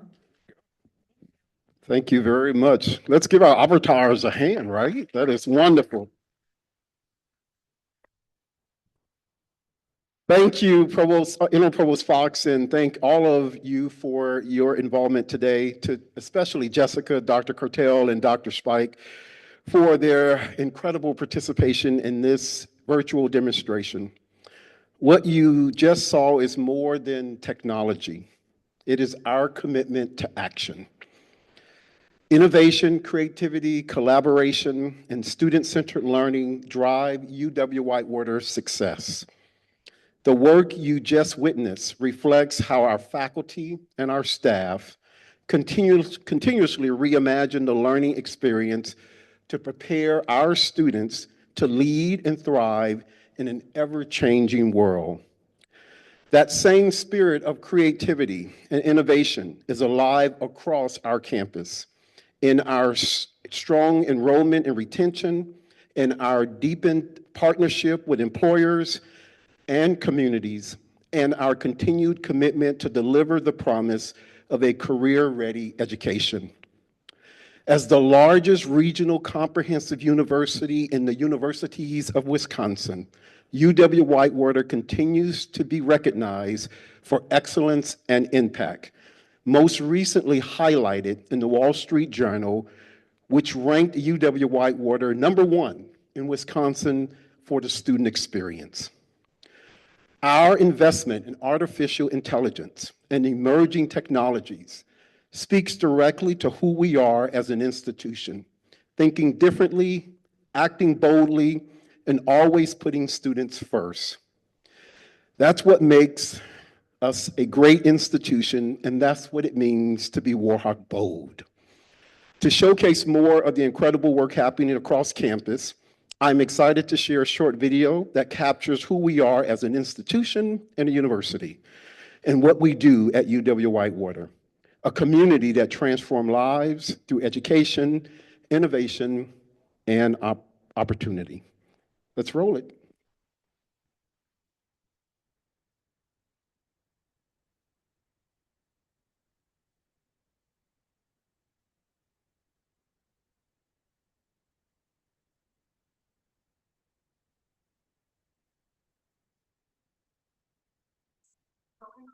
And embarrassing yourself, because if you embarrass yourself, you can do literally anything.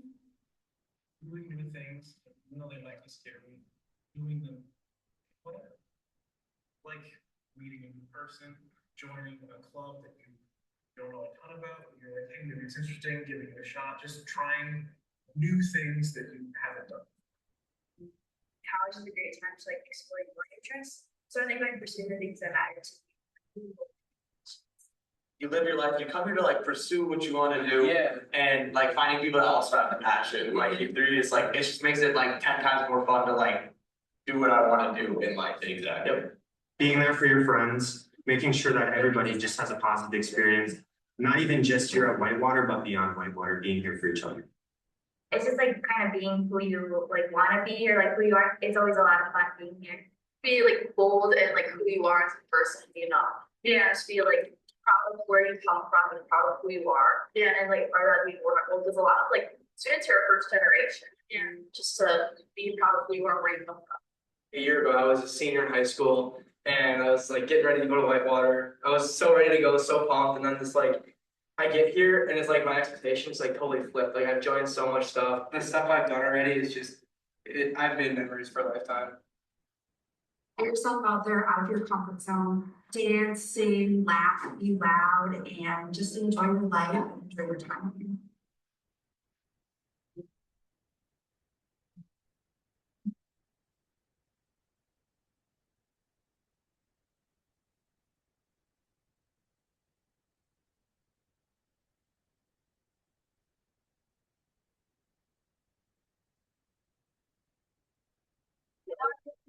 Audit Enactus. Enactus is a worldwide nonprofit organization. So we use business model to solve the economic, social, and environmental impact in the community. If I would define that experience as one word, I would say community. Going back to Thailand, get to see my parents. They really get to see what I do back in the United States. It was such an awesome moment.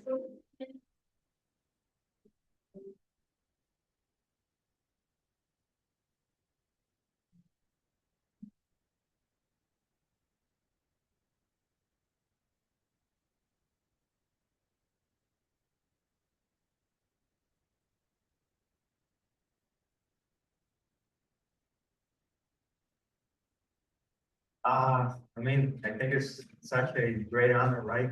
I am who I am is because of like my mentors and also my peers. It doesn't even feel like I'm like working hard. It's just that I'm like following my passion.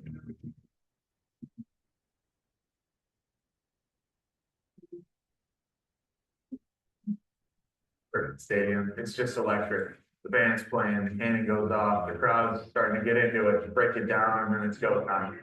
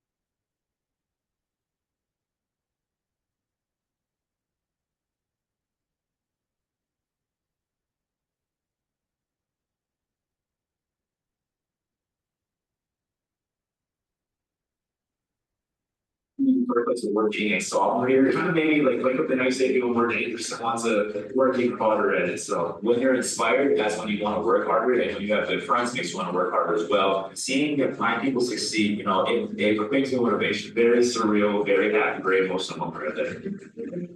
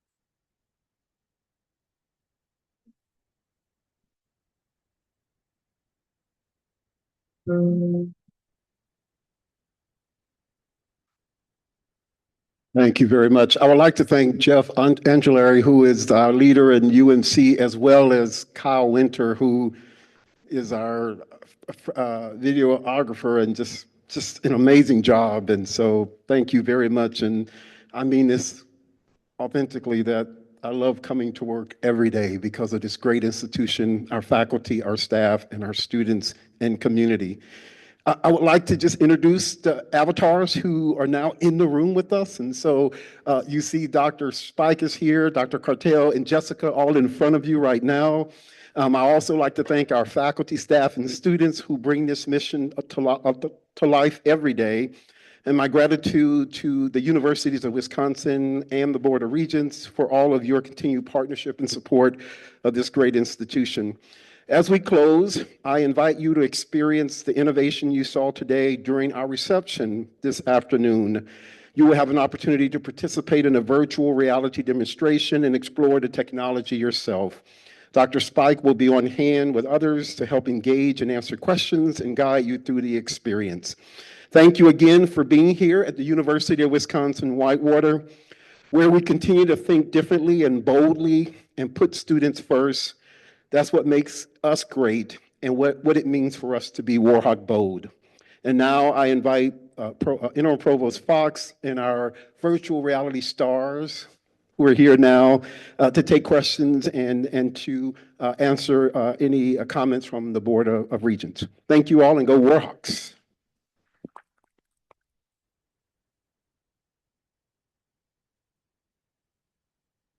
Thank you, Chancellor King. Any questions or comments for the avatars who are now real people? Anybody? Regent Rye.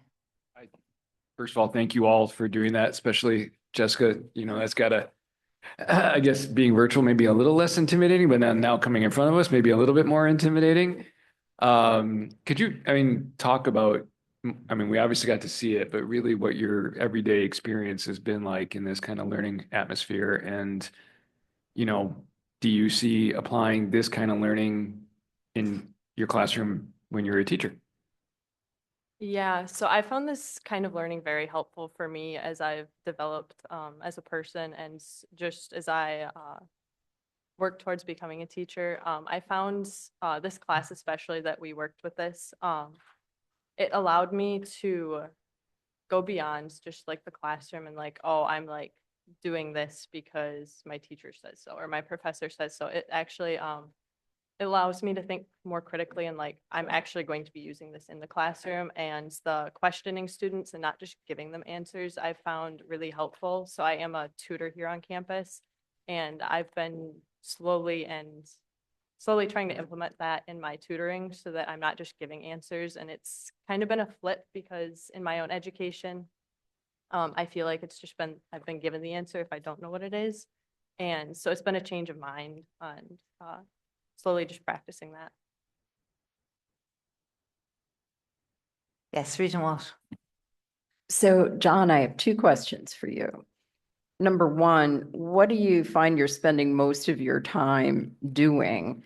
And number two, to paraphrase Regent Nixon, what kinds of things keep you awake at night? What are we slow on that you'd really like to see us move quicker? Yeah, I'm very fortunate. I believe we have a faculty here who really embrace ethically artificial intelligence when it makes sense. And that's both in preparing students to be career ready. So thinking about what are they going to be using out in the workforce, because we don't want to tell them that this is, kind of something that's, we just don't want you using because it circumvents, the learning process. We know that they're going to be working hand in hand with them when they get out into organizations, the field, teaching, whatever it might be. But at the same time, we want to honor and respect that there are a bunch of moral and ethical concerns related to artificial intelligence. We also know that there is that temptation to engage in utilizing AI that circumvents skill development. And so we've been exploring a lot of tools that allow students to work hand in hand and also transparently disclose to faculty and staff and the student themselves as they're working, this is how much we kind of forecast you've utilized AI. How much was your authentic voice in this end creation? How much was you, and how much did you offload to a device or a platform that maybe does not have all of our best interests in mind? So we try to be very cognizant of that. And I think transparency has been how we've been trying to guide and lead and have those conversations, is let's be transparent about it. Let's acknowledge the shortcomings of it. Let's embrace the potential of it. And let's use it to break down barriers rather than build additional ones that we didn't foresee coming. Follow-up to that, I wonder if I could ask our student regents to repeat some of the comments we heard from you at the retreat and the challenges that you have faced. Not to put you on the spot, but there you go. All right, I guess before I do that, I have a question for you, and it's something I've been posing to some of my faculty around the challenges of AI circumventing the learning and skill development process. How much have you seen sort of a natural attrition of that since you've been able to sort of reinfuse curiosity and work with the technology in your spaces? Because that's my hypothesis is that if we're able to reintroduce curiosity into the learning environment and process, some of that, for lack of a better term, cheating will naturally diminish. I think one amazing opportunity that this affords us is we're reimagining our assessments, we're reimagining the lessons that we design, and we realize that some of those lessons that were tried and true now become obsolete in the age of artificial intelligence. And so I think it has been a really great, challenging watershed moment. Let me just clarify that. But also a really great opportunity to re-examine our curriculum and ask ourselves, does this assessment work today? And how can we, again, engage students in utilizing it in unique ways that, as you mentioned, kind of spur curiosity? So I think those are really interesting opportunities, and also kind of interrogating AI outputs, comparing a student's genuine output to an AI output and seeing what the gaps are in one versus the other. And I think as faculty too, we are navigating these challenges as how does AI go into our work without compromising the education we promise our students? And so those are all pieces that I think are creating good conflict and bad conflict. But I think the one of these outcomes that maybe we haven't appreciated yet is it's really having us ask hard questions about our curriculum and our teaching in the best way possible. And then to sort of weave the comment into eliciting some answers from you. From a policy perspective, how have you addressed or approached AI use? Because from my campus perspective, that is still a point of friction, gaining access to the tools. And a comment I made earlier is all that happens is you get better at circumventing it, right? If I can't use this credential to get into the system, I'll try that one. And most instances, my personal one works, whereas the university one, which would lend more visibility, doesn't. So how has your campus sort of addressed that and navigated that challenge? That's a great question, Regent. And so I think a couple of things. One is that we've asked the interim provost and others prior to Robin Fox involvement, our provost, John Chenoweth, who's now interim chancellor over there, we put together a task force on AI. And this task force, which is led by faculty with participation from staff and students, put together for us a framework around that. And maybe later on at the reception, you can share that framework. We have built a framework around it. So that's number one. And number two, we have now created and established a center. So maybe, John, if you want to talk a moment about that center now, that also will speak directly to the work that's being done on our campus, that would be good. Yeah, so we started the Center for Ethical AI Integration at UW-Whitewater. The vision being, let's tear down some of those barriers to utilizing AI effectively. Right now, one of the best parts of my job is I'm approving, and when I say approving, I mean our faculty and our instructors have had incredible ideas for just utilizing our ChatGPT EDU enterprise licenses with students. So they say, in this course, I could see a really good use case for getting these enterprise EDU licenses, which we know don't train public models. Our data stays here where it belongs, and students can use these tools to create custom GPTs that can simulate, real life scenarios. You saw kind of that turned up to the 1000th degree just now with Jessica working with that avatar. They can create projects that will hopefully solve, some of the problems we're facing as communities. And so we are empowering them through the center by, getting these licenses out in the hands of our students for coursework. The other thing that we're doing is running pilots of platforms that allow our students to transparently create and write and generate with AI. so that we can test run and see what platforms allow us to, again, pull back that veil and just be really open. And how do we properly give credit to all of our sources, external, AI driven, our own voice? How do we make sure that it's very clear from the outset for the instructor what it's been doing, instead of a gotcha after the fact of, I think AI came in here, I had a very maybe not so transparent policy and you violated it. This gotcha game does not really play into anybody's strengths. So that's kind of been the approach of the center, is let's find solutions to some of these AI challenges that we're navigating. And to that point, Dr. Cattell, you can add as well. I mean, we have a faculty member here who is now using this in the space. And so if you can talk about your usage of AI and how you're working through that as a faculty member, I think that would be also important for us to hear. Yes, so for a novice teacher, one of the hardest skills is anticipating student difficulties and misconceptions in mathematics and responding productively. And VR, in VR, they have opportunity to practice interacting with struggling students before they are responsible for a real classroom. And VR creates those moments, like authentic moments of confusion, misconception, and responsive teaching. And it helps our prospective teachers reduce anxiety, build confidence, and strengthen their questioning and scaffolding skills in a safe and repeatable environment. And of course, it doesn't replace the real children. It's not meant to replace the real children, but I think it fills a gap between the theory and the real classroom.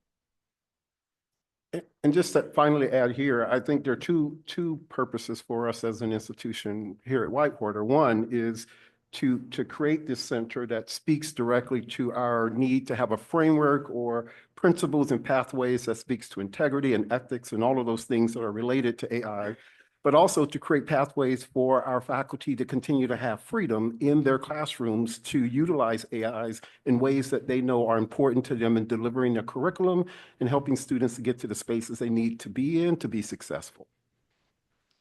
Regent Fritz and then Regent Underly. Yeah, so John, I agree with you going back to what Karen asked of right now, we do kind of play the gotcha game with AI as it relates in the classroom. And I think what you've done here is fantastic.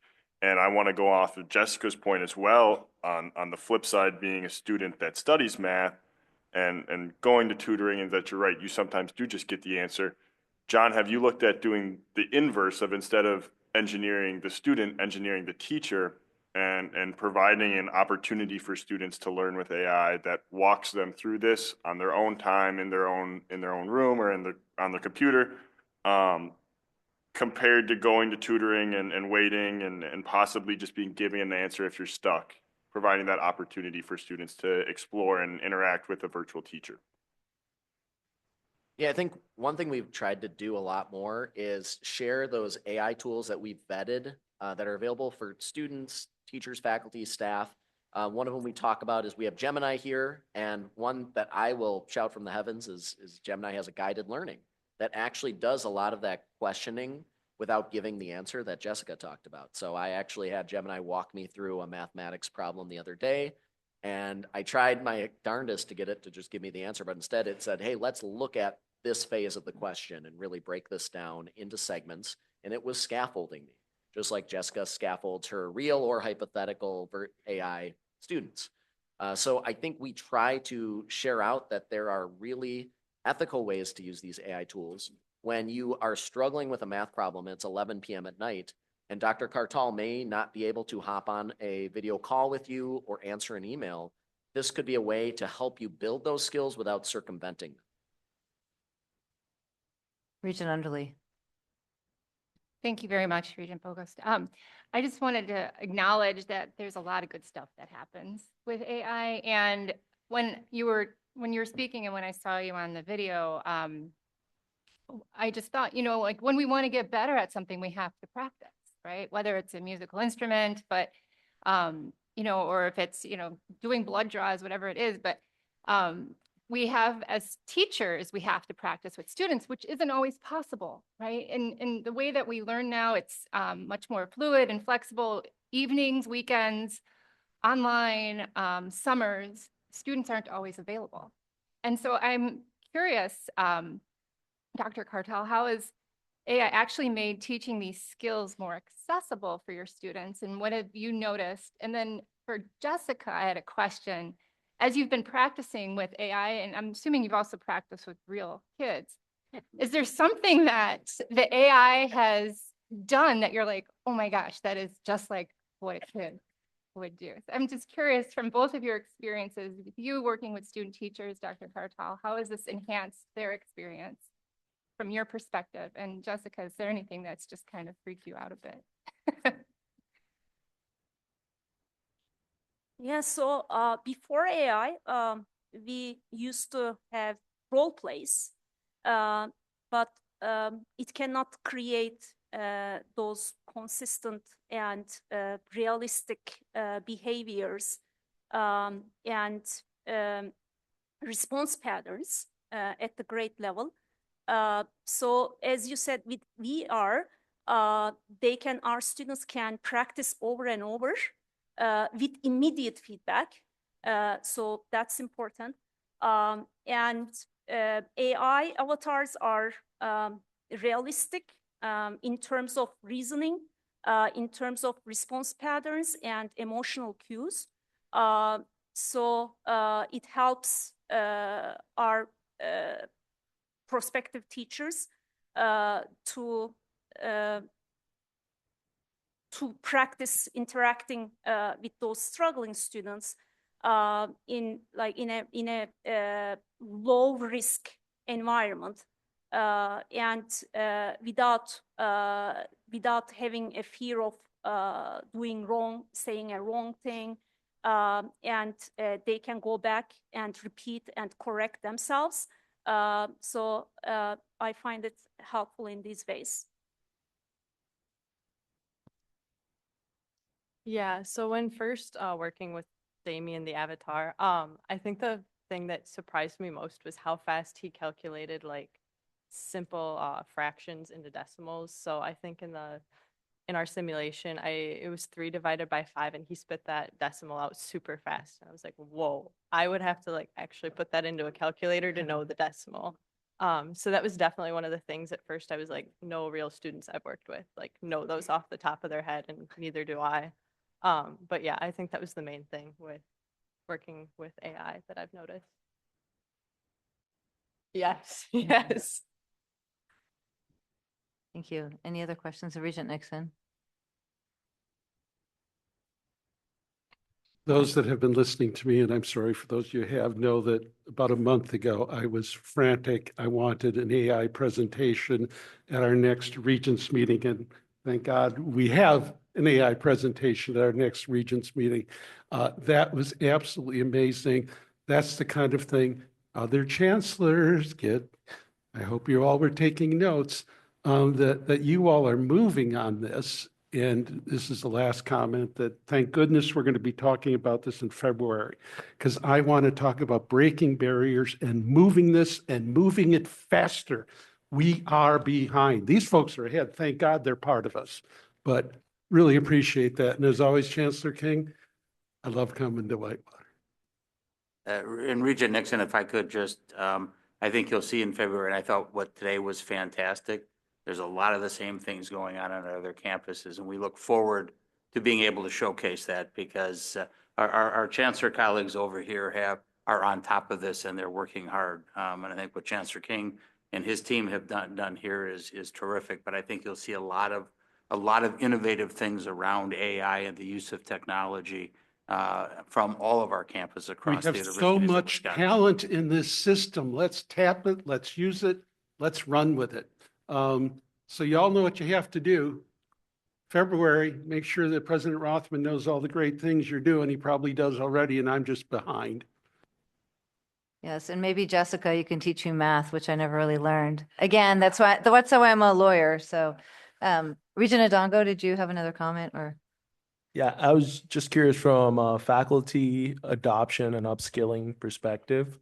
Were there any challenges along that route, or was it just from the get-go excitement? And if there were any, how did you overcome that and find your trailblazer group? We have a technology task force that kind of put together some expectations, working with faculty and others. And that now has led to an advisory group of that the same faculty as well. I will tell you that there are opportunities and challenges, and we're navigating those every day, right? And there's a learning curve, right, as well. I can tell you, even though you saw me on the screen as an avatar, it took 10 practices almost for me to get it right, because the machine and all that kind of stuff and understanding the concept and things of those. And so I will say, for the most part, we'll find that our campus is leaning into this opportunity and realizing what it means for us and our commitment to student learning. But there are spaces that this is challenging. It's new, it's interesting, and of course, there are some barriers of people who may think differently of whether or not this is the direction we need to go. But as an institution, we've made that commitment. We're headed in this direction. We're leaning in this direction. We have faculty who get it and understand and who are being champions of the space, as well as our staff and students. So to say it's smooth sailing all the way, say that we have a path forward, yes. Thank you. Any other comments or? Oh, you, yes, Regent Weatherly. That one in the corner, So I'm trying to understand where we're going, not in the long term, not in the medium term, but in the sort of 1 year term. Like, to me, it's very simple from the outside to say, why can't we have a tutor for every single class? It's an hygienic program tutor, whether it's for a Spanish class, a history class, an education class, it just comes with the class. What is standing in our way to doing more?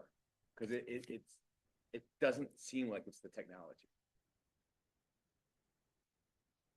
Yeah, let me just say, I don't believe we can say something standing in our way. It's just for us understanding what the pathway is and then getting there.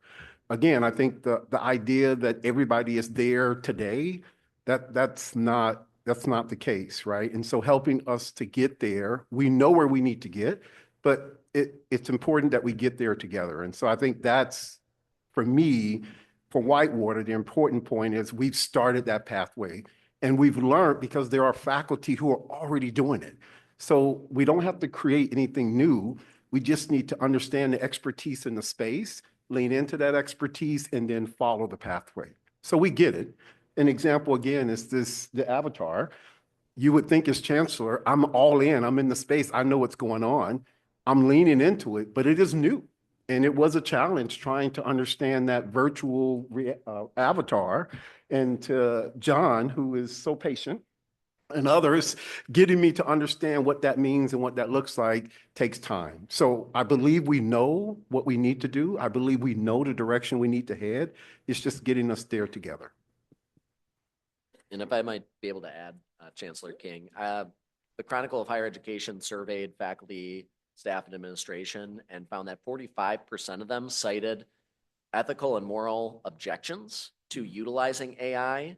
So we also know that there's just a framework of just navigating whether it's okay to utilize these tools as well. Now, that's not a UW system survey. That is a Chronicle of Higher Education across a variety of different institutions in the United States. But that is one factor that we're trying to keep in mind, is that there are people that it's a non-starter.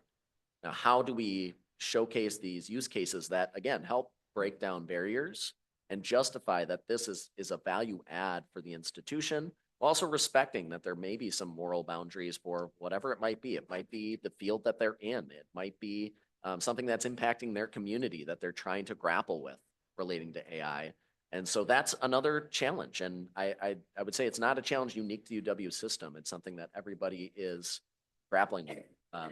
And so it's just really having these use cases of where AI is opening up opportunities and providing experiences that are a true value add for Wisconsin and beyond.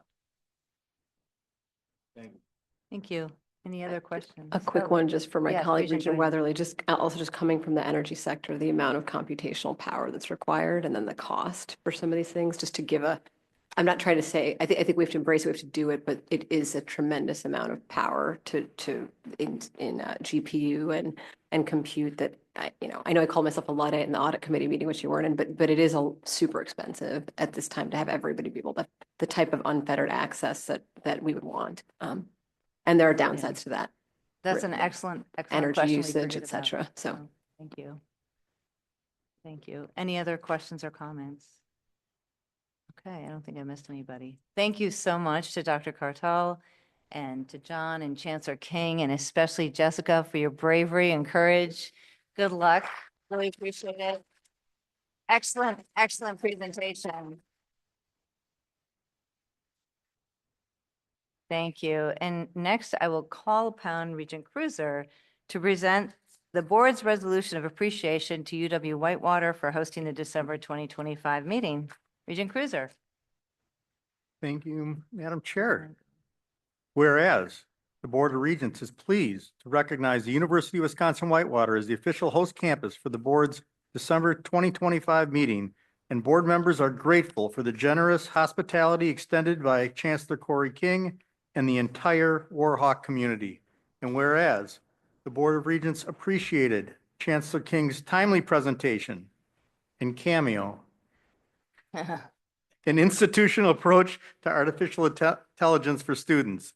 And whereas the Capital Planning and Budget Committee received a closer look at the planned renovation of Winter Hall and related updates to Heidi Hall, a project that will modernize classrooms, labs, and study areas to support contemporary teaching methods and deepen student success while preparing future teachers to meet critical workforce needs in the state and the region. And whereas the Education Committee heard a presentation titled Deepening Collaboration to Advance Student Success, presented by Interim Provost Robin Fox, which outlined UW-Whitewater's work to fuel student success through cross-campus collaboration and innovation, including the launch of the Medical Sciences Hub at Rock County, the creation of an Institute of Early Childhood Excellence, and the efforts of the Student Success Committee.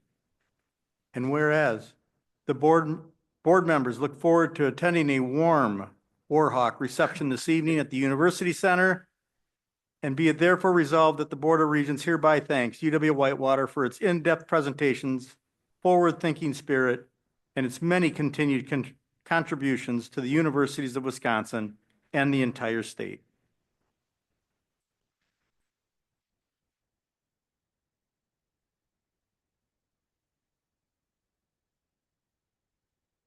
Thank you. Thank you so much to Chancellor King and the entire staff, faculty, and students for allowing us to be on your campus. Before we end our open session, does anybody have any announcements, any regents or memorials? Okay, I just want to again congratulate all the graduates in December, and to everyone out there, I hope your holiday season is wonderful, peaceful, and warmer than it is today. So take care. We're going to take I can come back and read into closed session, or when do you? Okay. We're going to take a 10-minute break for regents, and then we'll go into closed session. Sorry. Did you want to do it now?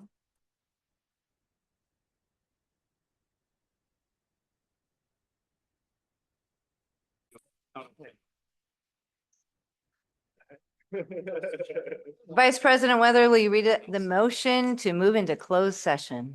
I move that the Board of Regents move into closed session to A, consider personal history is related to naming at UW-Madison as permitted by state statute 19.85, parent 1, parent F. B, consider amended employment and compensation agreements for the UW-Madison head basketball coach as permitted by state statute 19.85, parent 1, parent C, and parent E. And finally, C, consider personal evaluations of chancellors as permitted by state statute 19.85, parent 1, parent C. Is there a second? Second. Wonderful. Regent President Bogus. Regent Vice President Weatherly. Yes. Regent Adams. Present. Regent Adongo. Yes. Regent Fritz. Yes. Regent Goydam. Yes. Regent Cruiser. Yes. Regent Many Deeds. Regent Nixon, Yes. Regent Felzowitz, Yes. Regent Prince.